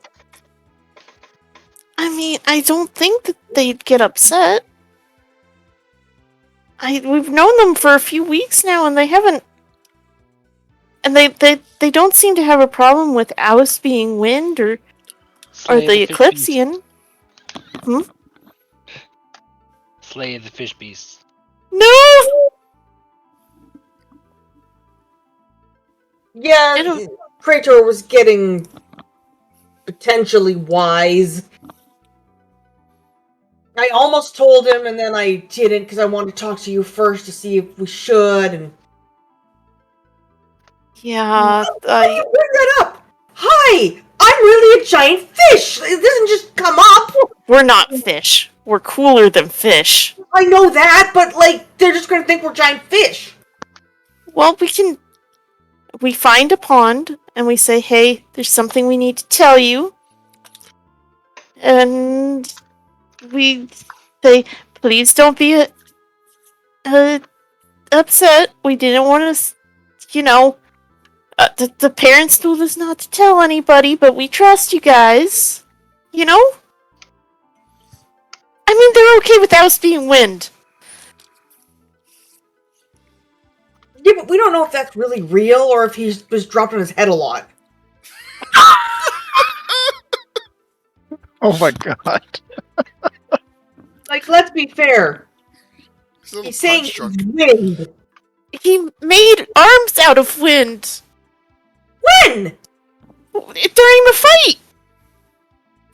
What are He you made talking about? extra arms out of wind and he was juggling people with them. What? Yeah! Remember that? So, Ophelia, you might have been looking too much at Praetor's ass, but Yeah, Praetor's ass the whole time, yes. Yep. Wait, so he's actually wind? Yeah! That's real? It's really cool about it, too! Not just like loopy? No! I mean, he is Oh, loopy. well. If they can accept the boy made of wind, then they should be able to accept merfolk. Also, I know Is that there we a can't pond do it. nearby? Is there a pond nearby? not here.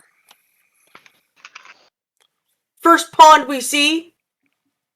I mean, I can create water, but I'd prefer to be in a pond so that if they do get upset, we can swim away. Well, not if it's a pond. Then we're stuck. The Swim to the other side faster than run. Yeah, exactly. Okay. And I can dry us off really quick so that we can run. Yes. I was also wondering, maybe I know we can't do it now because it's night and they're trying to sleep. But could we practice again? I miss practicing.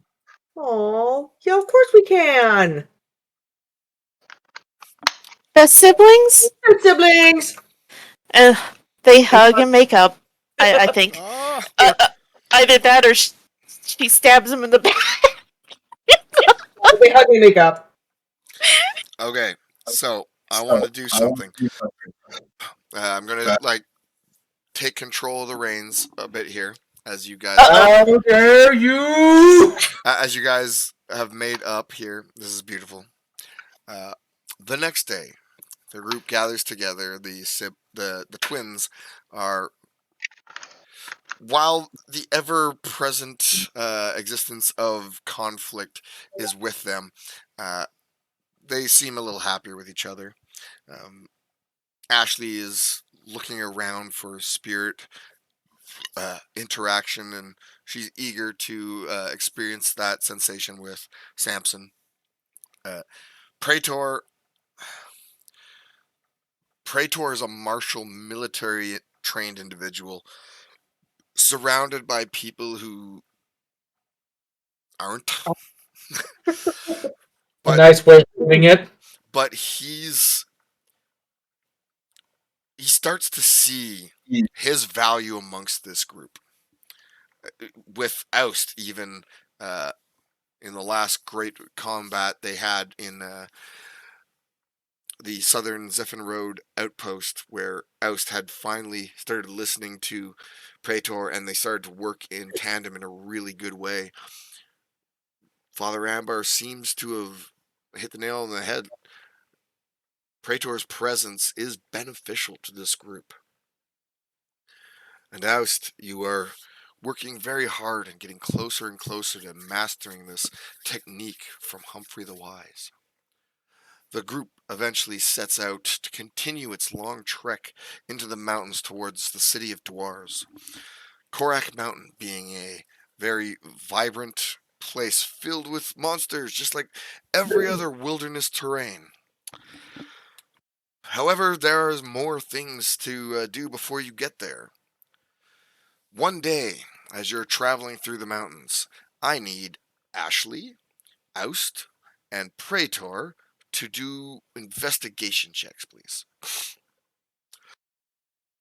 No.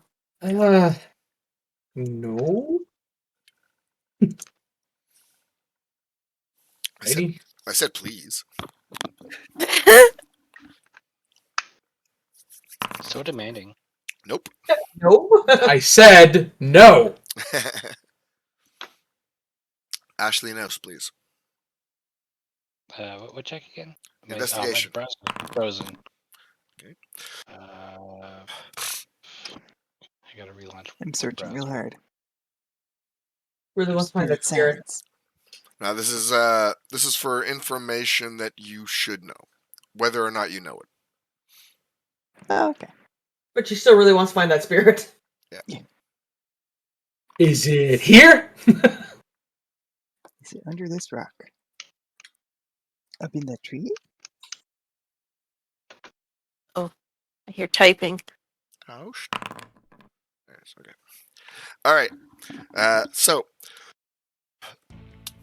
as you travel along the mountain road, it is a clearly prepared road into the mountains. So while it's constantly uphill, it is a safe road to travel into Korak Mountains. As you're traveling, on this day, another of the great floating islands is passing over you. For the most part, Praetor and Aust, who are both versed in seeing the floating islands float by, you're not really super paying attention because you know eventually they pass by. But Ashley, Yeah. you do notice it particularly well, and you hate this one. Man, that one sucks. This, the floating island that is slowly approaching and going over the group, and everyone will notice it, and those who are unfamiliar, Samson, Ophelia, Cudele, probably do take note of it as another floating island is floating over the group as you travel. Uh-oh. Ashley, you know what this one is. This one is called the Maiden's Basin. Oh no! Oh, great. It's the Maiden's Basin. From your experience, the Maiden's Basin constantly drips extreme amounts of water, like a flash cloudburst every time it goes over. Water keeps pouring off of it. We're gonna get really wet for a little while. Is she telling people this? She just said it out loud. It's the Maiden's Basin. It always drips. Oh, It's the worst, especially in the north. There you go. That is exactly why you hate it. oh. Wait, what? She Okay, hates it so- because she lives in the Arctic and sudden Oh, yeah, flashes but- of water. No, Yeah, Cudele is yeah. I like, mean, giant wait, snowstorms or what do you ice mean it falling from the drips? sky. So we're Water. just going to have a Water drips. sunbath? It's going to uh, rain while it's overhead. That'll be Rain refreshing. a lot. Samson we is, gotta go. Samson is not eager to be rained on. No. No. If we could find maybe a cave to go in while it passes us by, that'd be nice. Cudele is taken off. Then wrong with your brother? He really doesn't like to get wet. Don't you two go in the water all the time? Yeah, but not from rain? I doesn't like Interesting. rain. Okay. Not from rain? Yeah, he's just narrowing his eyes like the Jackie Chan, like, whoa. Okay. So he's got a phobia of rain? Is the Can't thing be a about real- thunderstorms? So I know Okay, people well, who are scared of It thunderstorms. runs off. Thunderstorms are so much fun. So, Ophelia, you're running after her? Yeah. All right. Cudele! Anyone know where there's a nearby cave then, so we can wait out the maiden? Nope. Aust, you were a thunderstorm once? Well, part of one. It's a group activity. Wait, is that like a cloud orgy? You've got to RSVP. What's an orgy? Oh no! Oh, let's calm down. No. So, while Cudele and Ophelia, or Cudele darts off and Ophelia chases shortly after, you can start to hear the rumbling from a distance of the extreme amount of water that's pouring off this thing. And you can see as it's kind of like cresting over one of the nearby mountain ledges that is obscuring your vision. It's just pouring down like a waterfall that's quite a distance wide, just pouring onto the water. It's just like a wall of water coming towards us. Yes. Okay, maybe we should hurry. Oh, that's a lot of water. Like I said, it's not pleasant. Maybe I can find us a cave real quick. Oh no. Unfamiliar mountains. Unfamiliar Damn it. mountains. So I'm gonna quickly, Cudele, you just bolted. He didn't know what else to do because he doesn't like the idea of just being stuck on land, just only able to drag himself around. Yep. And Ophelia is chasing you. So Like a Yep. fish out of water. fate roll. High is in your favor. Oh shit. Ooh. So you have bolted, and Ophelia is in a hot pursuit. But you find a cluster of trees which you think will kind of has a good canopy above it. And he Ophelia, darts underneath. and you see him do this, Ophelia. Cudele, you can't just take off like that. I know. You wanted to tell them, right? Yeah, but I was hoping there'd be a pond or a river or something where we could. Not a sky rain? Not a sky rain. We just have to not be under it. Did Oust I catch mean, up? He's a monk. But no, Oh, just the rest of the group. Mm. I guess this is.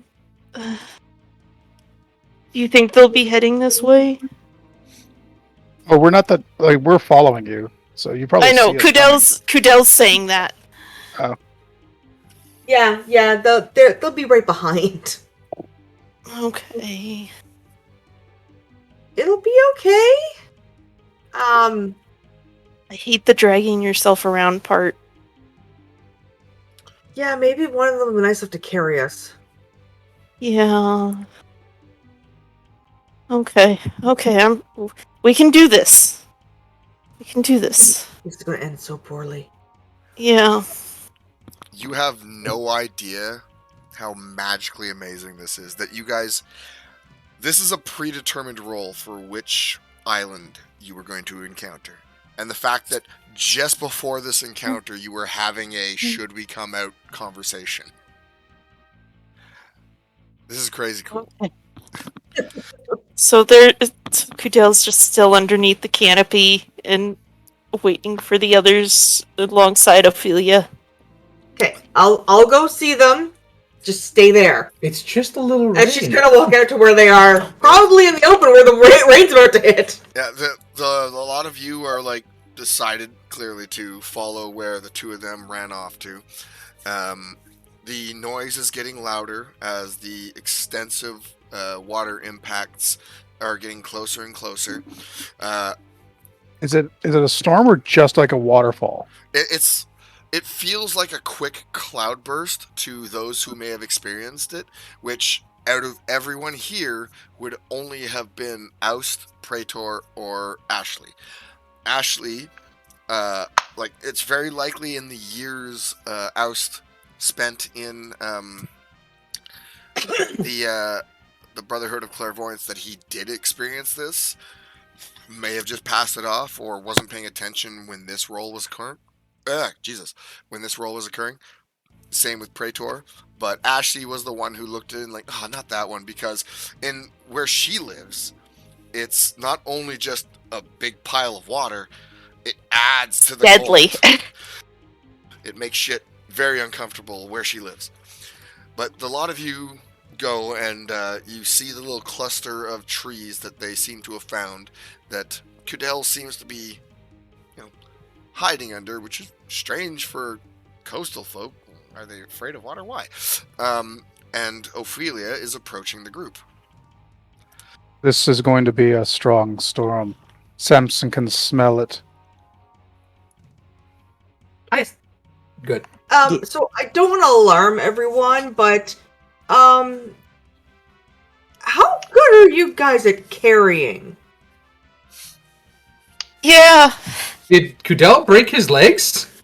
No. No. But they may not be there here in a minute. What? What? Even Samson's confused, like, So Cudele's gonna shuffle out next to Ophelia. I think it's best just to let it happen. It's the only way to really explain it. Yeah. Well, if you don't hurry up, we're gonna get caught under that torrential downpour. So You go under the trees, and we'll see you when it passes. what? Just trust us on this.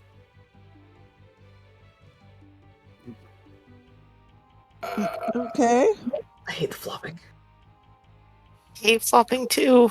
It's starting to become difficult to hear each other talk as the ambient noise of the rain slamming into the stone is starting to overtake as it approaches. That is a lot of water coming our way. Get under the trees. oh, well, everybody's under the tree now, I think, right? Praetor's Yeah, not. but Get under the Praetor. trees, Praetor. You're gonna get soaked. It's just a bit of water. Not a bit. Then why are you standing here? Get under the trees. Water won't hurt us. They're coastal folk. They're used to it. It's See, getting, Ashley knows. it's getting closer. Final warning. Ashley's gonna cuddle up to Samson. I'm so confused. Fine, I'll go to the trees. Is Shake Oust his head. underneath the trees? Or is he like, I can take it? Samson puts his arm around Ashley, and they cuddle up, getting ready for the rain. Oust is getting ready for waterfall training. Dang it, Oust. What are you gonna fight the waterfall?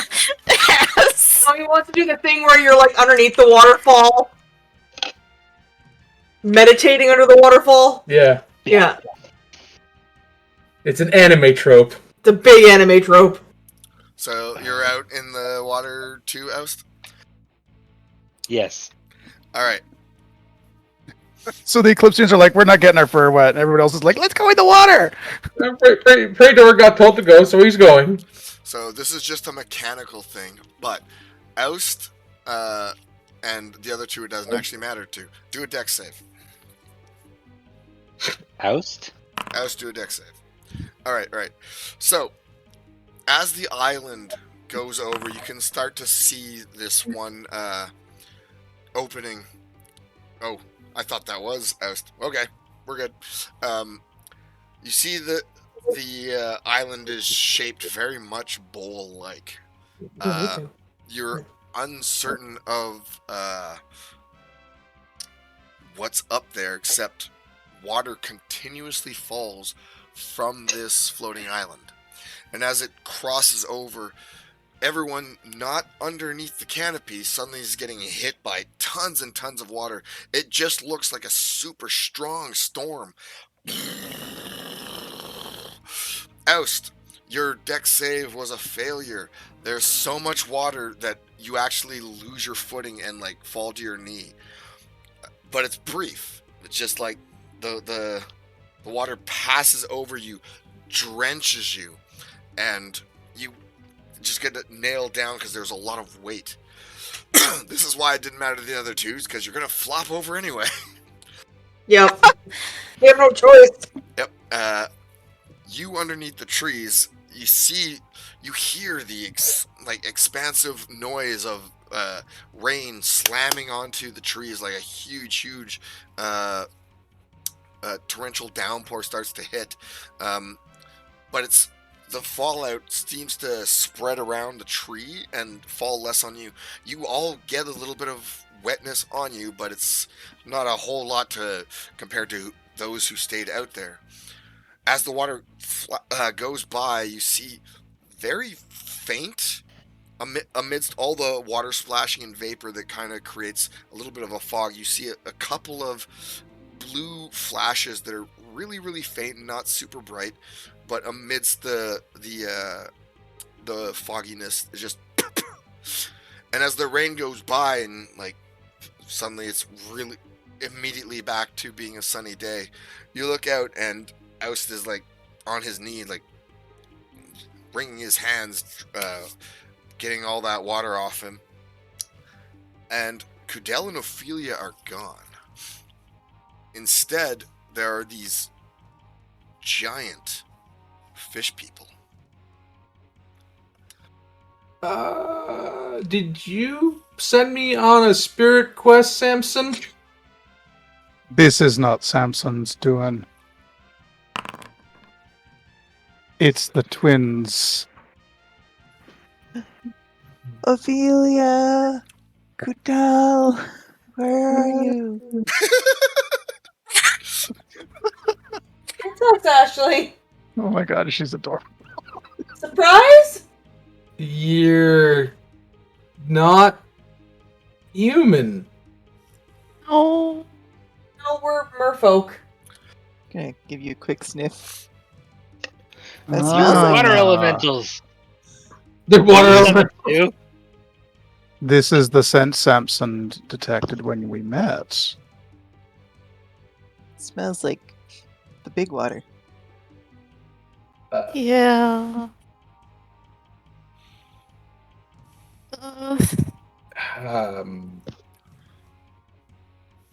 Just for flavor, the only one I want to make this Praetor, do one history check, please.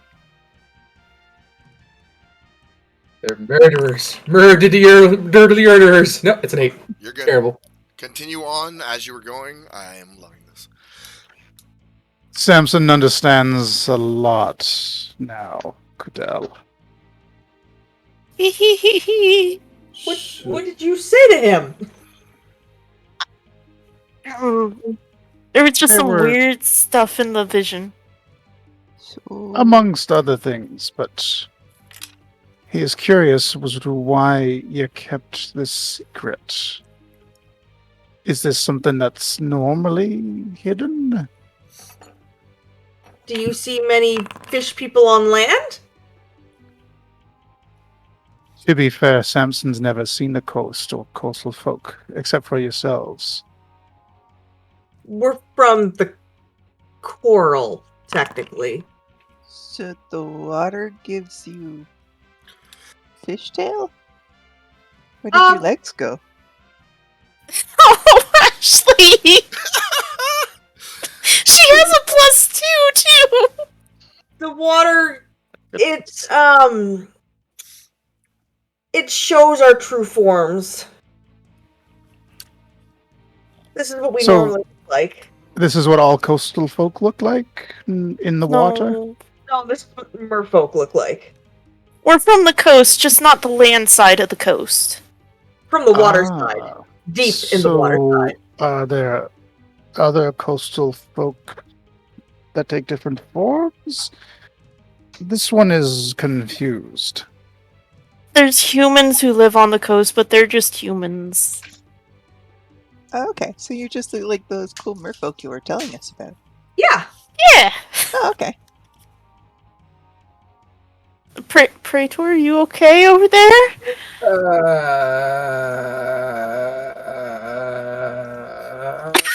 Praetor.exe is not working. What? There it is. Why? What was the whole what? How? Huh? We can take a humanoid form on land. But if we get wet, we turn back into our regular forms. That would have been important to know if something like that had happened when we were fighting those bandits. That could have been dangerous for you. Oh, I can dry us off. And I did get into the water.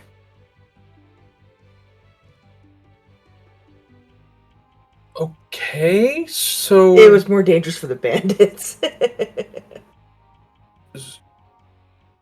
I do have a very important question. Why tell us now? Because we trust you? And trust you're not gonna try and steal our things? Or stab us? We would never do that. We're Wait. friends. Is Ophelia clothed or is she full fish right now? Full fish.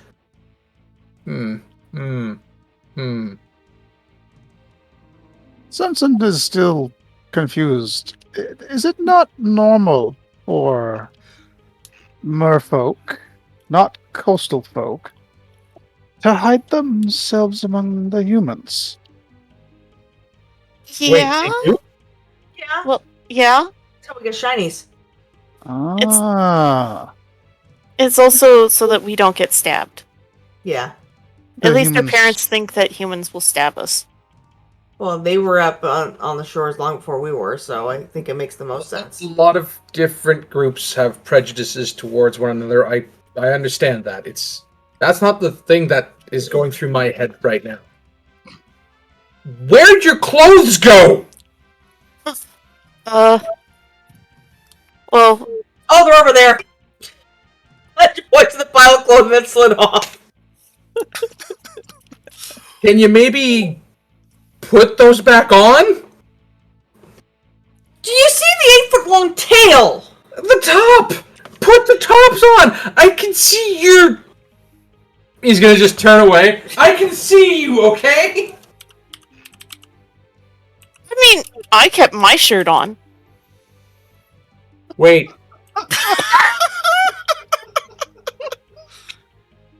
Why did you take your time? No fun. You're no fun. God damn it.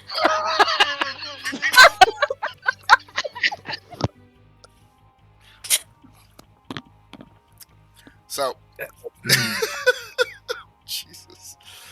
A lot of things are starting to make sense. I would like. No, I'm gonna leave this. I'm not gonna try to start anything more with this. This is beautiful. So yeah, the group notices or discovers this new thing. Notices. Oh, this is the giant fishtail. So The fish Yeah. people. you can look like humans, but when you go into water, you become fish. Merfolk. Merfolk. That's why you said we may have to lift you. Because your Yeah. legs are gone right now. Yeah. Actually. So how do you get your legs back? We dry off. But that was a lot of water. Yeah. So we dry Plus, you this off. is more comfortable. Samson does not see this as a problem. No, this is strange, but not really a problem, I don't think. That's also. And yet no stranger than anything else we've seen so far. Yeah. That's also why we didn't come up when, before. Because I wanted to clean your clothes, but we couldn't really, So you tried to drown me? We didn't drown you, I kept you up near the surface. Please, if we wanted you drowned, you would have been drowned. I can see Yes, that now. And I made perfectly sure that you were near the surface. Can you breathe underwater? Yeah. Oh, yeah. That's so cool. And I touched your butt. That's... You hit me with your tail! I did. His cheeks are going very red. Wait a minute. You're the River Fae. There it is. There it is. Yeah. You hit me in the head. Now, you're like, sort of flop her way over towards Praetor. Can you carry me, please? She's huge. You don't think you can carry all of this? You are kind of a big merfolk. That tail... I mean, I wouldn't want to grab it wrong, so... I can lift you, but I don't think I can carry you by myself. You're like 8 feet long. They're longer You than should- that, I think. You should meet her father. Yeah, they went from 5'5" to 8 feet long. They've gained some mass. I can try. Can you at least get us under the canopy so we can dry off? Yeah, because I can do a spell to dry us off, but the water's just gonna come back in. Stay still. I'm going to try and pick you up. Please, I apologize if I slip or if anything happens or if I grab something I'm not supposed to. I'm just trying to get you to the canopy. Okay. Athletics check. And I wrap the tail around him. Oh no! Bad touch. He rolled a 2! You are incredibly slippery. Ah! That! Samson will try and help Cudele with whoever else is going to give him a hand. If there's help involved, Praetor and Samson do athletics checks at advantage. Oh no! God, at advantage, please. Oh god! Oh no! You're handling a giant fish. It would be difficult as sin. As there we go. Praetor said, you're very slippery, Cudele. I am so Um, sorry for touching that. And Samson is afraid to grab harder because of his claws. Really? I mean, makes sense. I have claws too. See? She's just sliding around the length. Okay.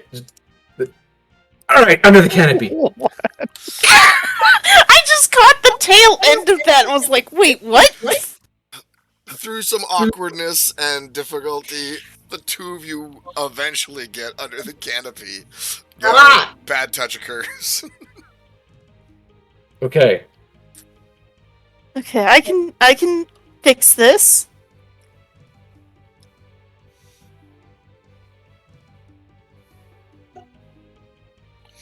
You dry the area off, including you and your sister. So Oh, that's better. you two are Eclipsians, you were wind, and you two are merfolk. Yes. And you're a paladin. There are no secrets with the Eclipsians. Oh, Huh. that's better. Huh. Ish. Yeah, so So- Ophelia and Cudele can at will return to their human forms. If Yeah. if we're just airing stuff out, my mom's an Illyrian. A what? What's that? Do we know what the Illyrians are? No one in this group knows what an Illyrian is. I don't know what that Oh, is, but okay. What is that? Yeah, what is that? They are a different order than St. Artons.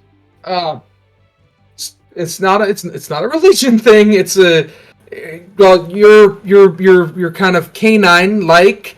Lurians are not as expressive in the canine-ism, but they're more like felines, and they have tails and ears. Oh my goodness, I was wrong with my guess, but I had the right thought. Do you have ears? The tail? It's not the front tail? Well, there aren't any Illyrian males, so no.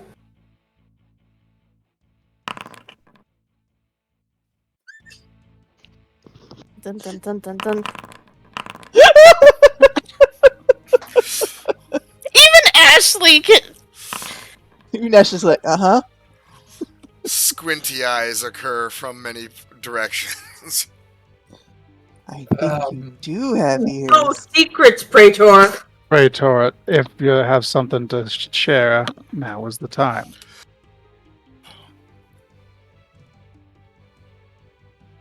You can't.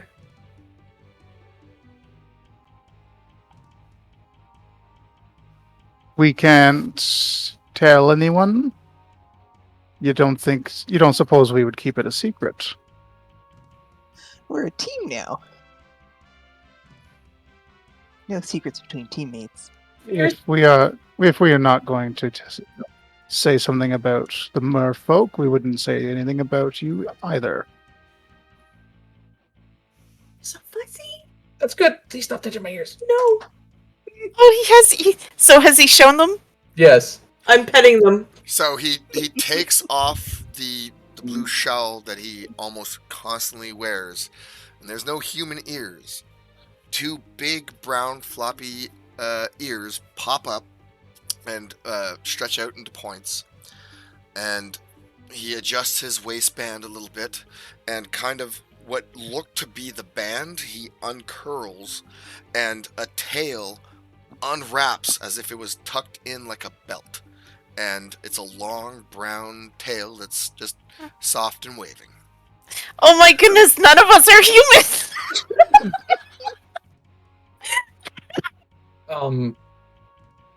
Yeah, I shouldn't exist. Don't touch the tail. Simpson's confused again as to why this is a secret also. Oh, like, I can fill you in on that. Like I said, male Illurians don't exist.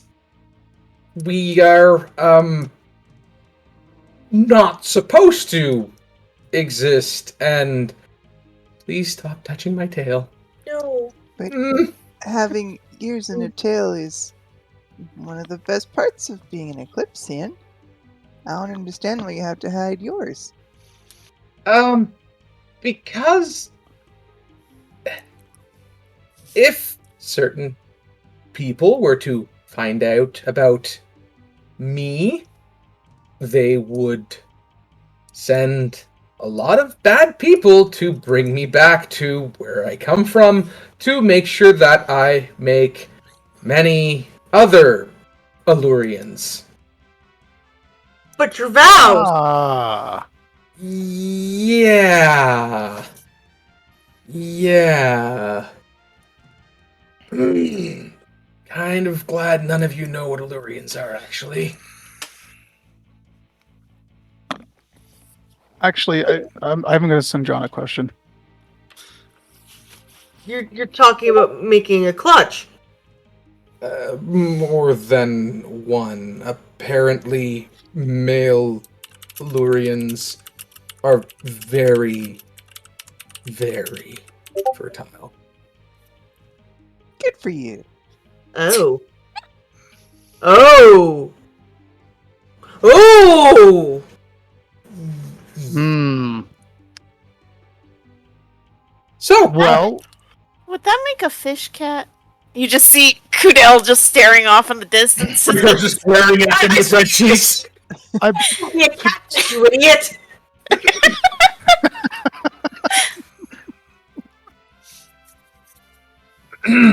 So, and he's gonna start putting his wrap back on. We, now that everything's out in the open, can we just get on towards ours, please? There's one more thing. And Samson and Ophelia know. But it's sort of important. Oh no.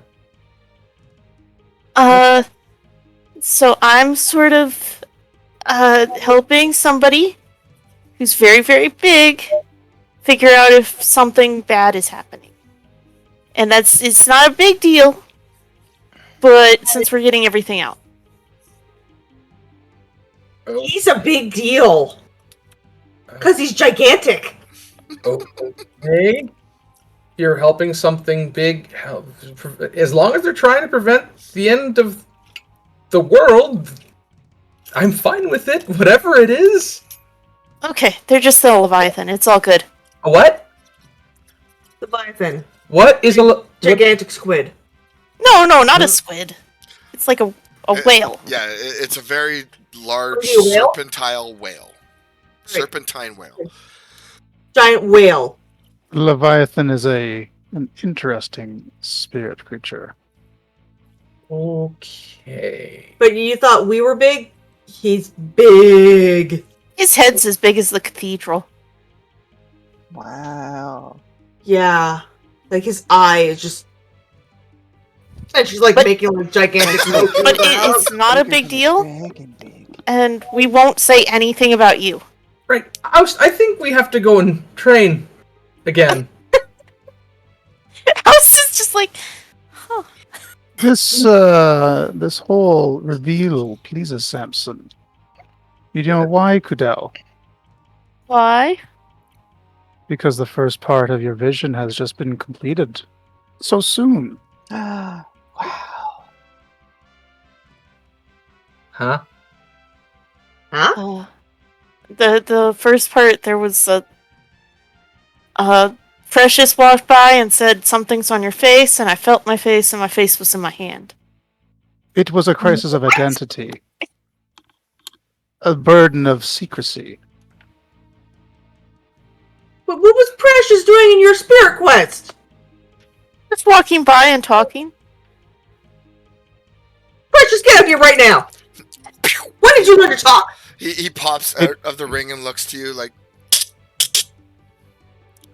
It was not precious. It was a spirit.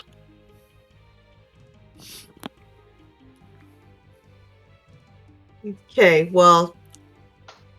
So this is Precious. We've met it before. He's my baby. Mm-hmm. He's a good boy. jumps up to your shoulder and cuddles your face. Yes, he's a good boy. He means well. Adjust the wrap. Right. We'll just wait for the brain to stop, I guess. Can't really. It doesn't take long It's by the time you realize, like, let's wait for the rain. Like, oh wait, it's past. It is very short of a cloud burst because it's just wherever that thing Very goes. short, Yeah. but very intense. Pretty much your conversation and big reveals distracted you from the fact that it's already gone. Well, look at that. It's time for us to mosey on down towards Dwars, I guess, and get this done. Hmm.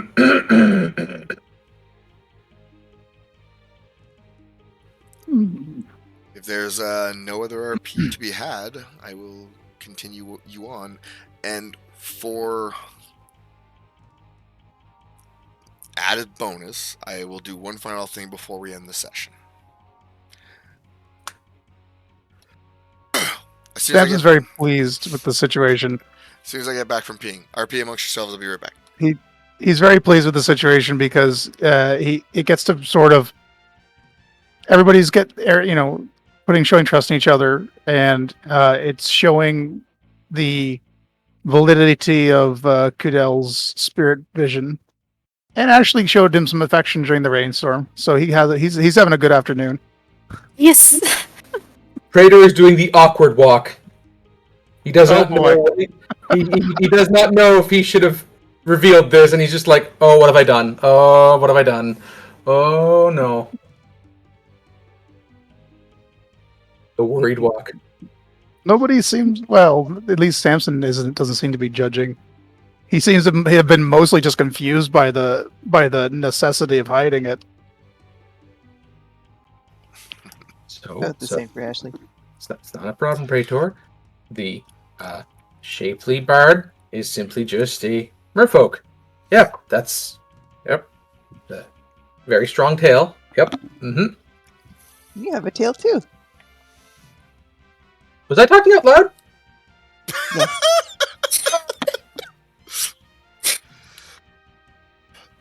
Yeah. Everyone could hear you. The shapely bard. Mm-hmm. I mean, you saw the 8 feet of tail. I mean, It's a good strong tail. mm. Mm-hmm. It is. I'm just gonna stop talking now. So, does that give you trouble hearing with the rap? Yeah, that's a good question. Would the ears pop down like that? It's a little. They're fluffy and adorable. You get used to it. No, they're not fluffy and. They're very sensitive. Please just avoid. Yeah. But scritches. No. Yeah. But scritches. Precious like scritches, and you're kind of like Precious. I am nothing like Precious. I am a vanguard of Saint Arton. Oh, Praetor, you should not deny yourselves things. Scritches are really nice. Literally my vows! It's all about denying things! Oh, this means that I can take you I out. wanted to! Is there a vow against ear scratching? That's very sad. That is very That would sad. be really sad. What would be really sad, Cudele? Having a vow against ear scratching?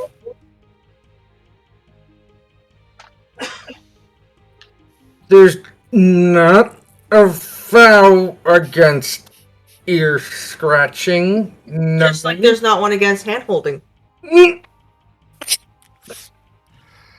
There is no vow against hand holding. This is correct. Technically, kissing shouldn't be either, because it's not doing the other aspects. It's like hand holding, but with lips. Praetor has gone quiet and is just going to fast walking away. It's weird, Praetor. While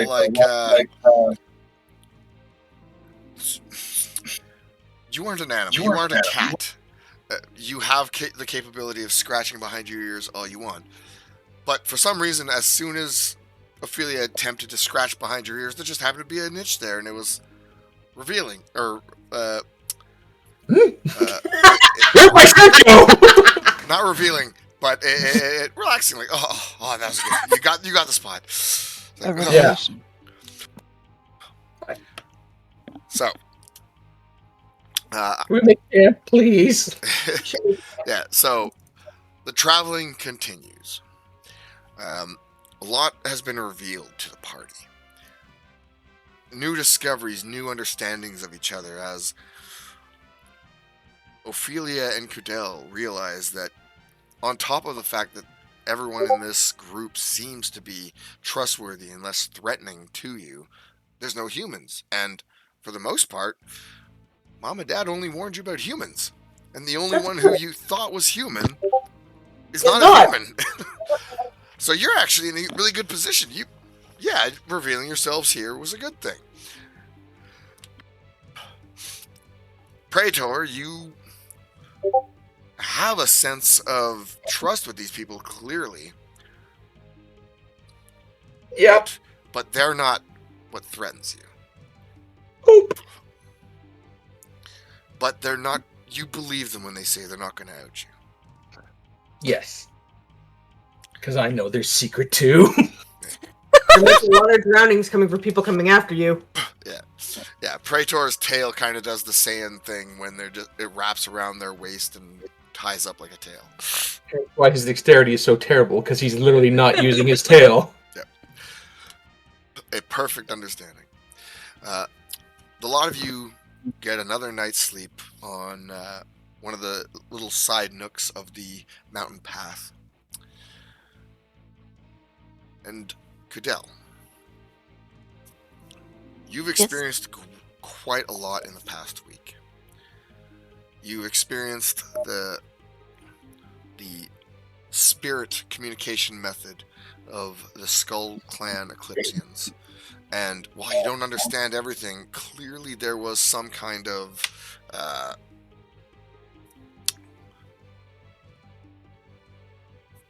sec.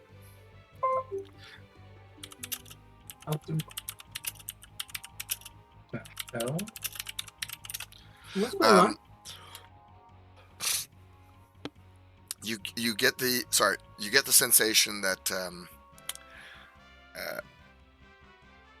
you didn't understand the method in which Samson was doing the this spirit communication, but with his help, you got to understand at least the first step.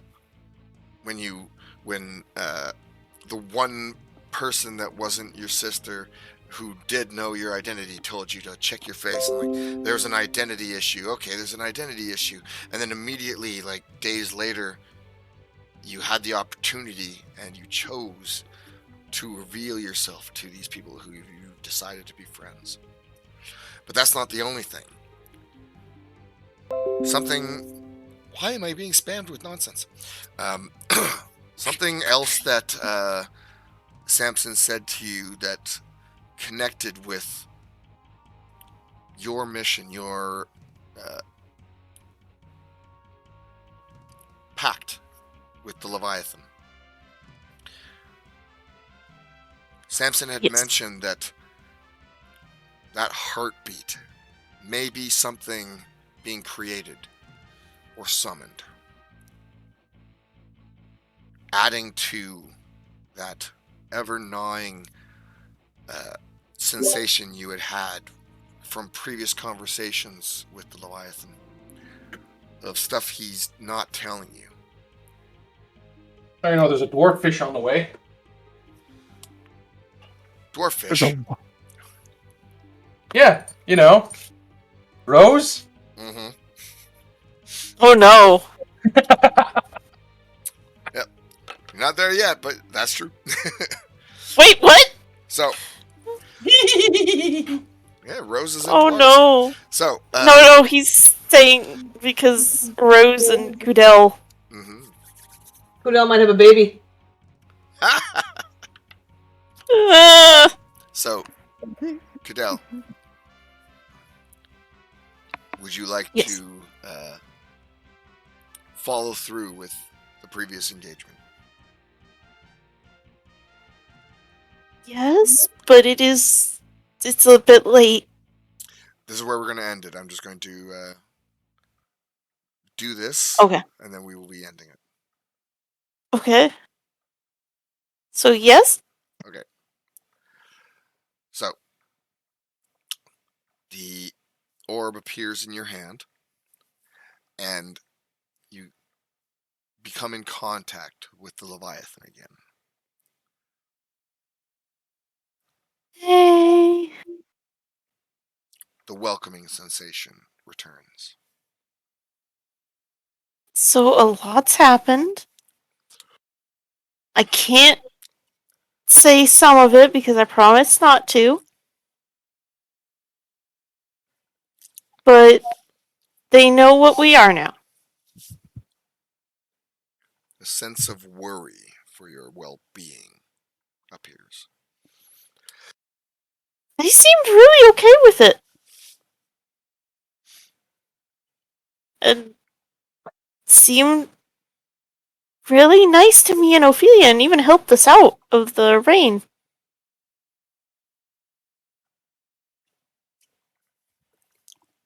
Listens. But I've got a question. And I know you're not going to want to answer this question, but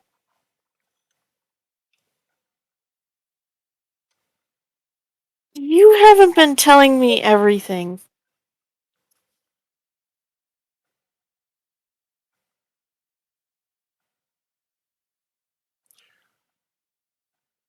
So, what have you been hiding from me?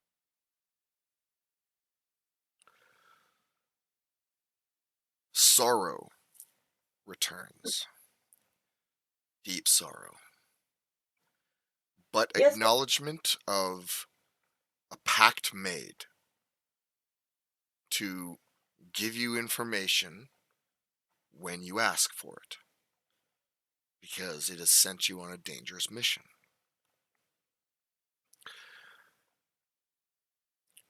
It decides to fill you in on gaps because it has promised to do so.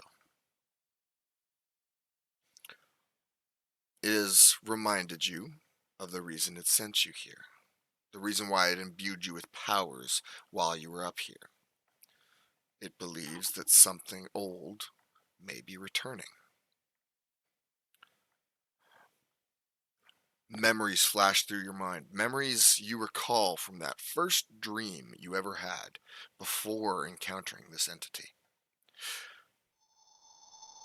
Flashing lights in the sky that decimated the land. Scrolls forth to before the memories of those powerful entities that scrawled themselves across the land and engaged in great battles. But there's a gap in between them. And a veil of information is removed from that gap.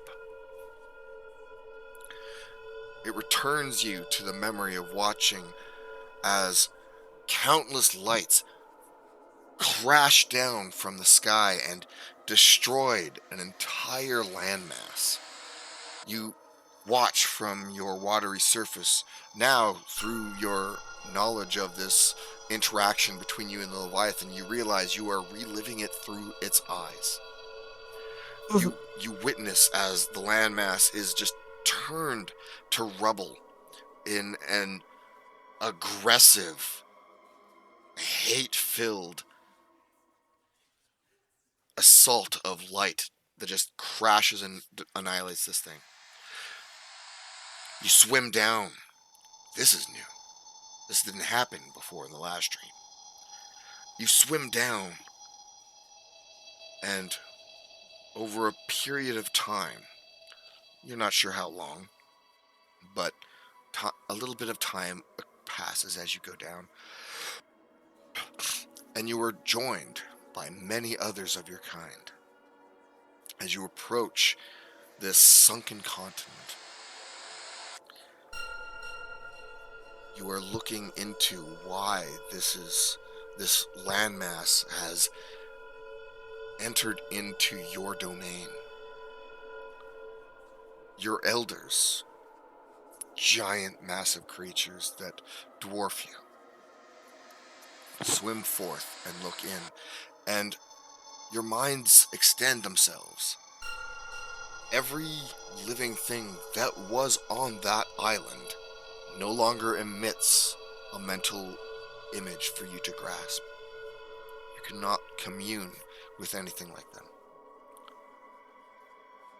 Your mind stretches across the crushed underground or underwater continent, and you find there is a structure, a man-made structure of some sort, that miraculously is completely intact, completely untouched by a devastated continent of destruction.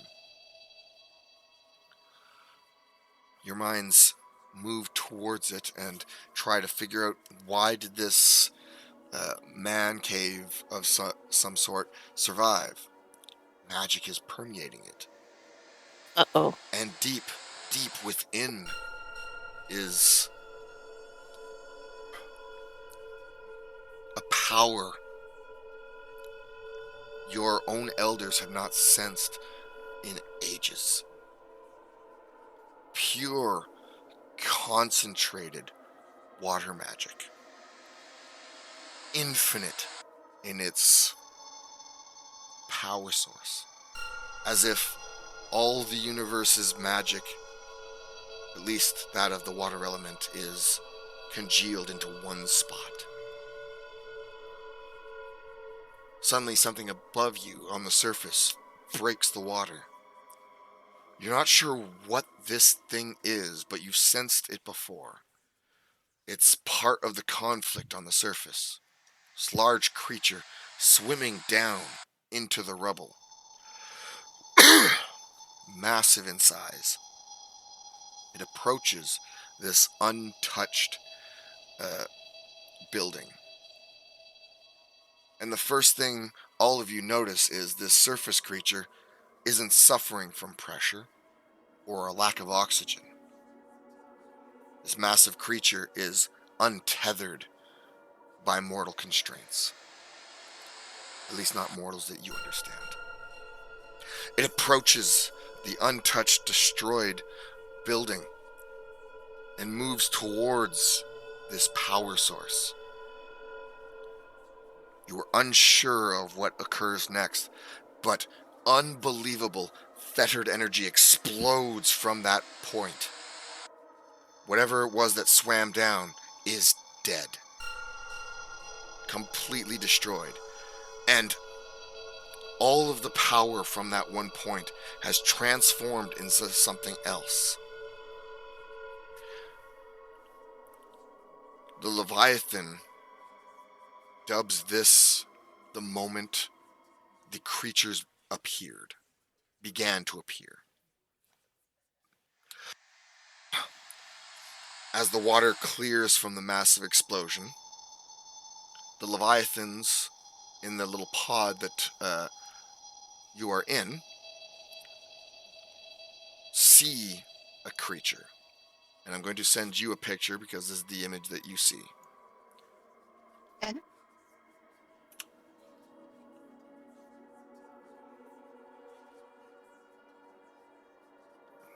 Oh.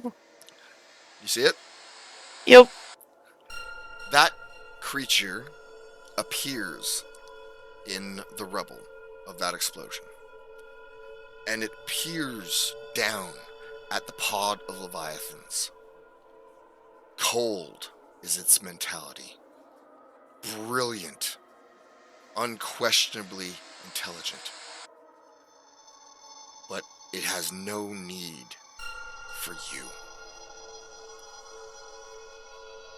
The ocean itself obeys its commands, and it shoots forth towards your pod, and in brilliant violence begins to destroy the Leviathans all around you.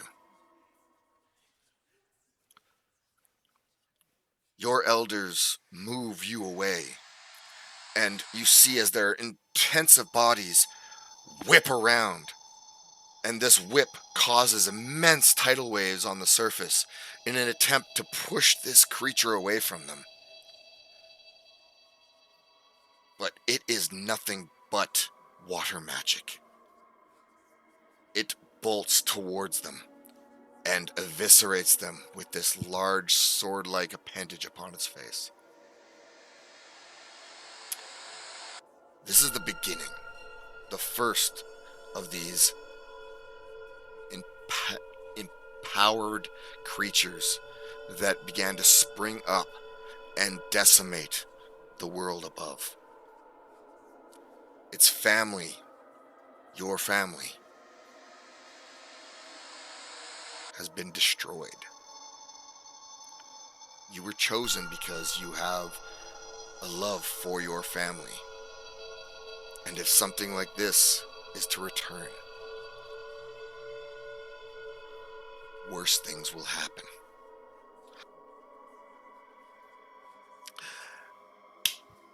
And your little conversation is where we're going to end the night. That is the conclusion of this session. I wanted to make sure that we left it with a little bit of a lore drop.